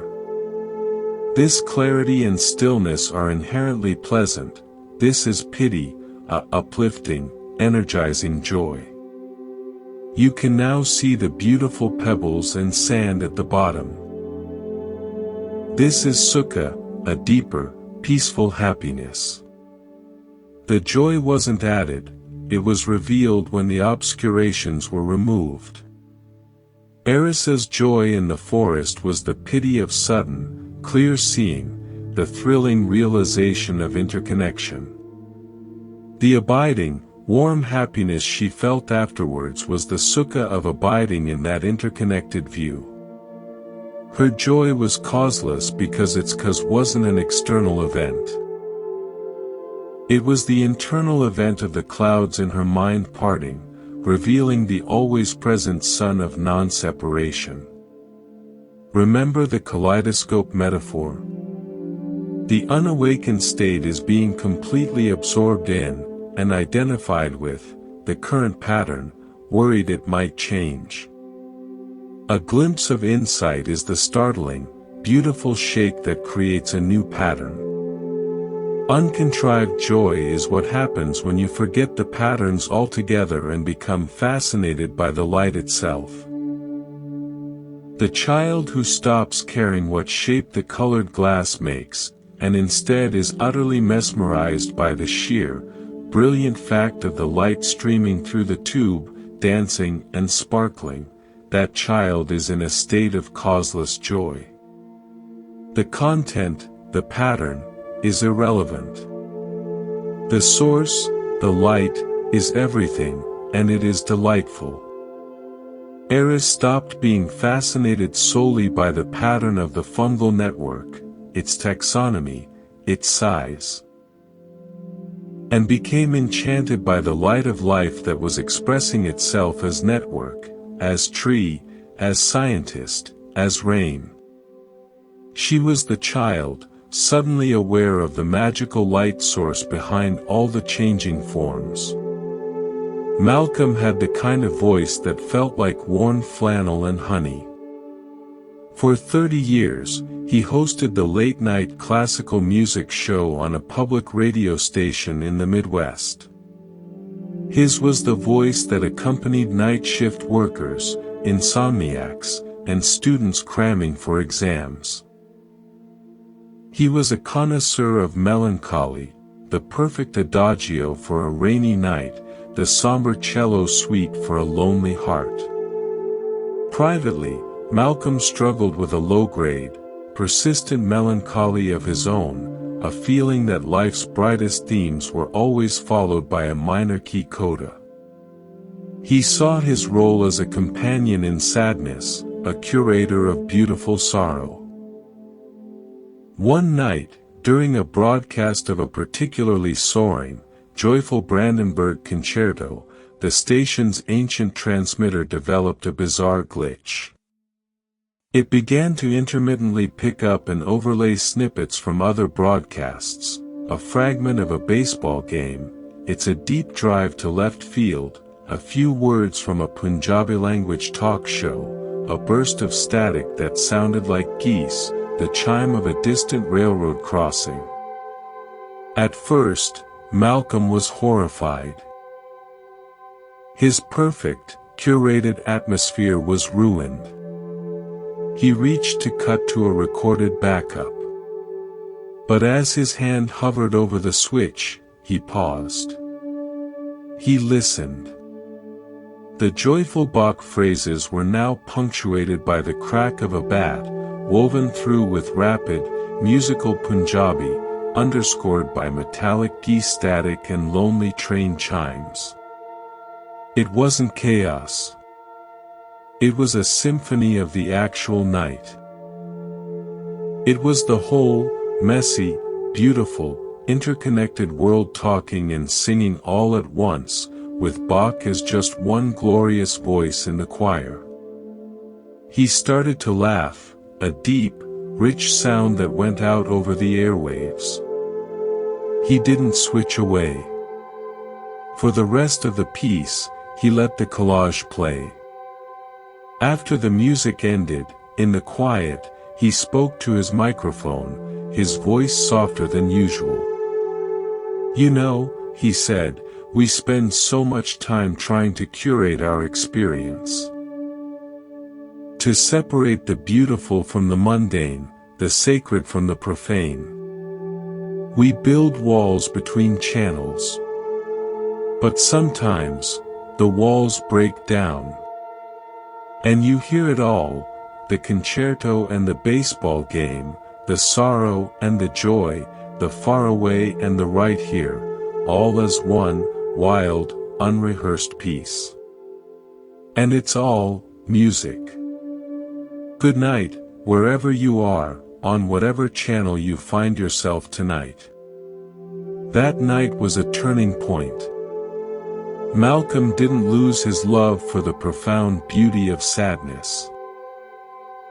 But it was now framed within a much vaster, more whimsical, and joyfully inclusive reality. His melancholy lifted, not because he forced happiness, but because he allowed his awareness to expand to include the entire broadcast of life, static and all. He found joy in the glorious, uncurated suchness of the present moment, in all its simultaneous, contradictory transmissions. He became a host not just of classical music, but of the joyful, surprising truth of things as they are. Uncontrived joy is often accessed not through thinking, but through the direct, unfiltered encounter with the senses. Let's try a brief practice to invite it. Close your eyes. For the next minute, let go of any agenda to feel peaceful or joyful. Simply become a curious explorer of hearing. Open your awareness to the entire landscape of sound. Don't name the sounds, car, fridge, voice. Just hear them as pure vibrations, patterns of energy in the air. Listen for the closest sound. Then the farthest. Listen for the silence between sounds. Listen for the background hum you normally tune out. Now, try to hear it all at once, the full, rich, layered symphony of the auditory present. Now, bring this same open, curious attention to touch. Feel the air on your skin, the texture of your clothes, the pressure of your body on the chair or bed. Feel it all as pure sensation, a dance of energy and pressure. Don't try to feel joy. Just immerse yourself completely in the vivid aliveness of hearing and touch. In this immersion, if you are not trying to get anything from it or change it, you may notice a simple, quiet gladness. It's the joy of the capacity to experience it all. It's the childlike wonder at the light coming through the kaleidoscope, not caring what shape it makes.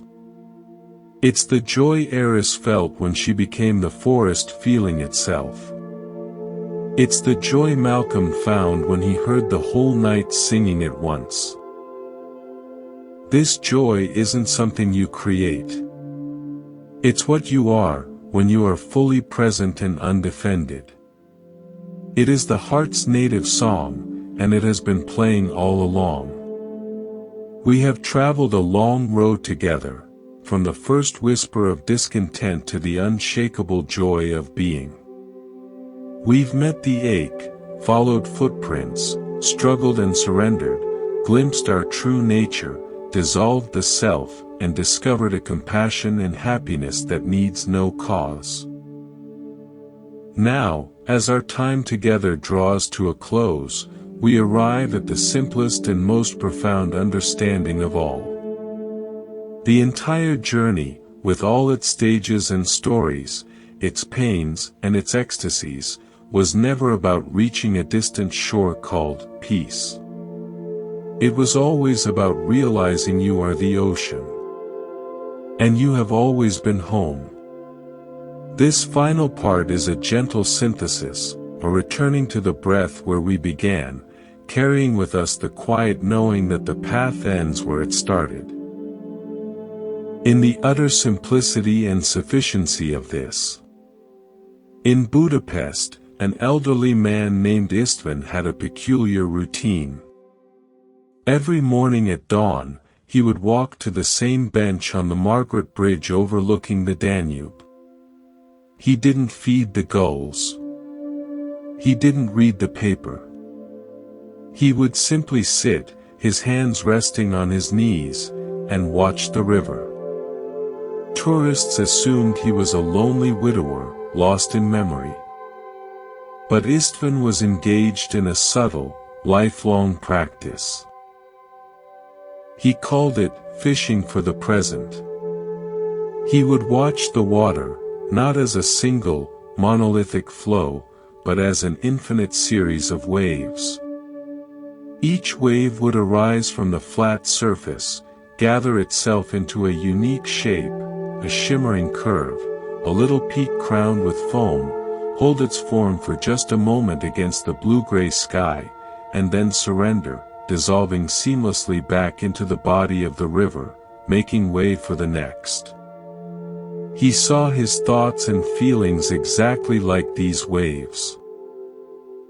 A memory of his childhood would arise, a wave of nostalgia, crest with its specific texture and color, and then pass.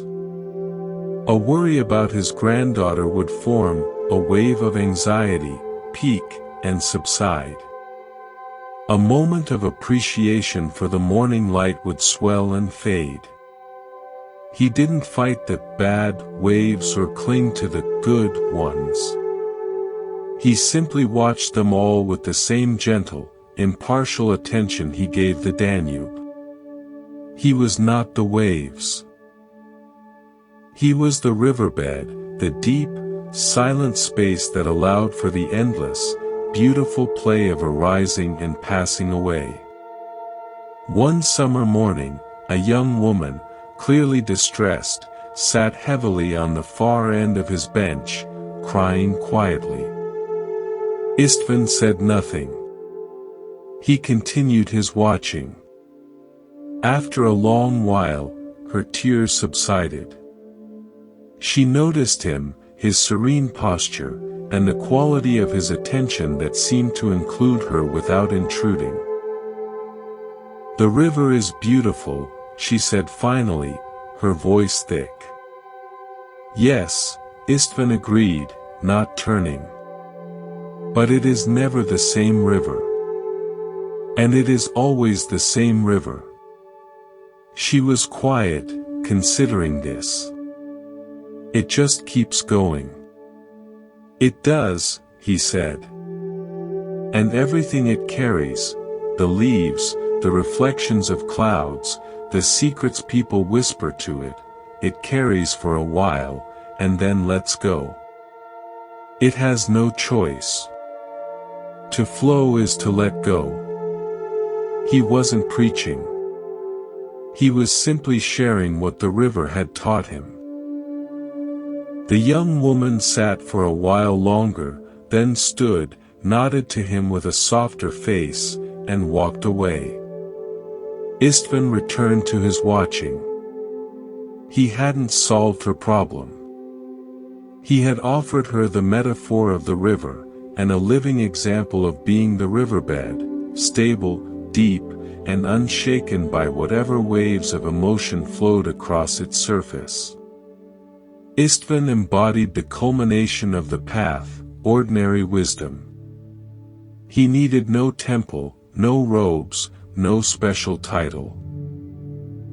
His practice was his life, seated on a public bridge. His teaching was his presence, and the ancient, flowing wisdom of the water he loved.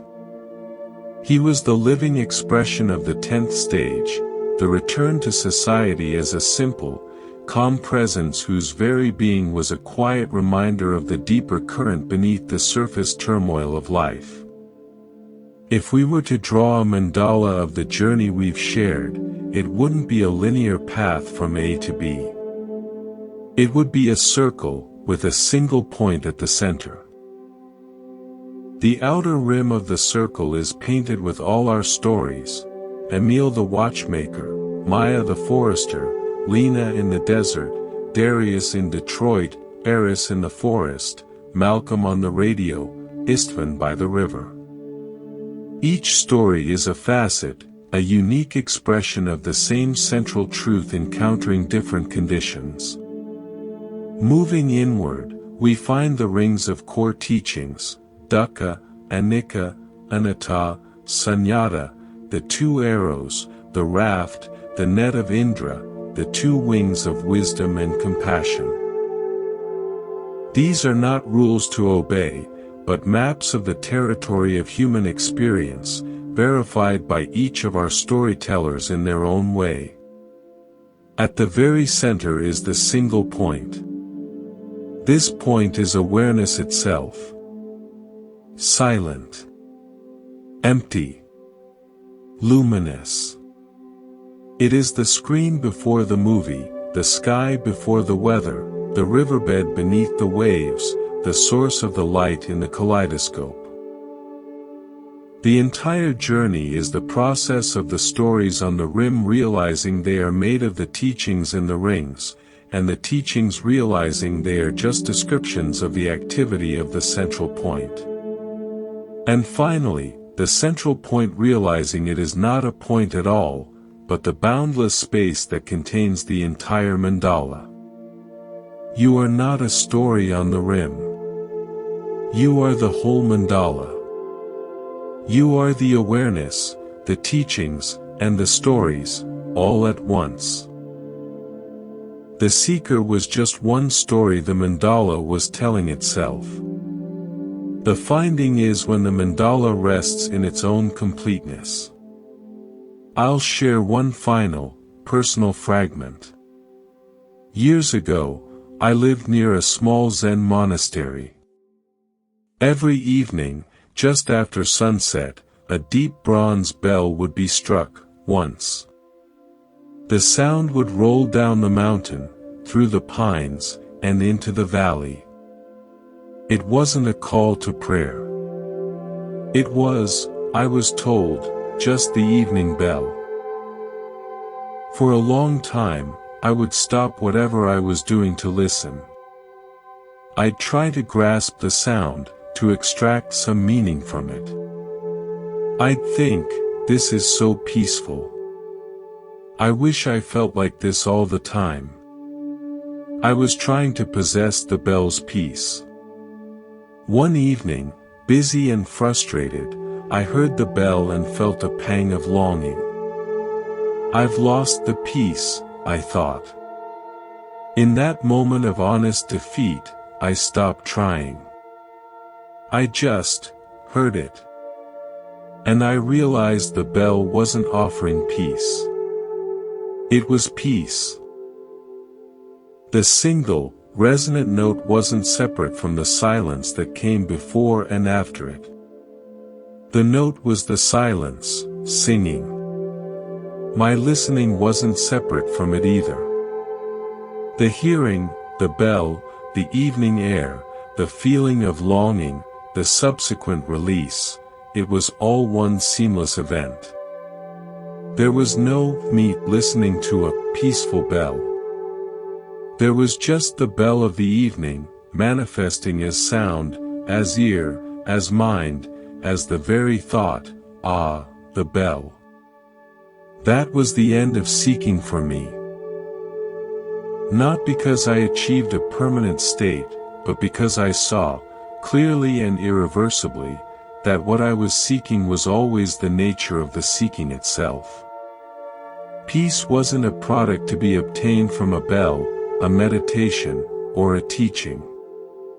It is the fundamental substance of awareness, which can appear as a bell, a thought, a frustration, or a moment of sublime clarity. My job wasn't to collect peaceful moments. It was to recognize the peace inherent in all moments, simply because they are manifestations of aware being.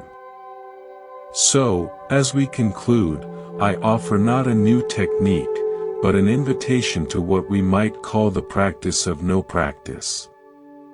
It is this: live your life fully, completely. When you wash the dishes, just wash the dishes. Be Istvan watching the wave of suds and water. When you are worried, just be worried. Feel it fully, as Lena felt the desert's dryness, without adding the story that it shouldn't be there. Be the bamboo, bending in the wind of anxiety. When you experience joy, just be joyful. Don't cling to it, as Malcolm learned not to cling to the perfect concerto. Let it be a wave that arises and passes through the vast sky of you. When you are with others, be with them. Listen as Miss Lorraine listened. See them as Dr. Anya saw Mr. Du Bois. Not as a problem to be fixed, but as a unique, temporary expression of life to be met. And in the quiet moments, between tasks, simply rest as awareness. Be the riverbed. Be the screen. Be the sky. You don't have to do anything to be this. You already are it. Any effort to be aware is just another wave. Simply notice that awareness is already, always present. It is what is reading these words. It is what hears the sounds in the room. It is what knows the next thought before it forms. This is your true home. It is Monk's Temple, not as a place, but as the nature of your own mind.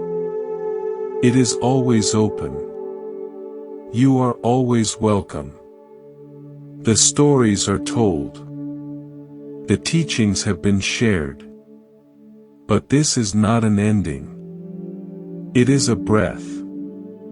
So, let's take that breath together now. A deep, slow, easy breath. In and out. Feel the air moving in. Feel it moving out.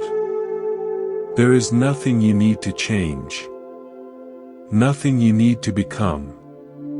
In this simple act of breathing, you are complete. You are the ocean in a drop. You are the universe, breathing itself. Wherever you are, whatever you are doing, remember this breath. Remember you are the space in which your life unfolds. You are the stillness between thoughts, the silence beneath sounds, the love beneath fear, the joy beneath sorrow. You were never broken. You were only ever, beautifully, awake. Thank you for sharing this journey into stillness. Thank you for your listening. May you carry this simple, silent temple within you always. Sleep well. Be at peace.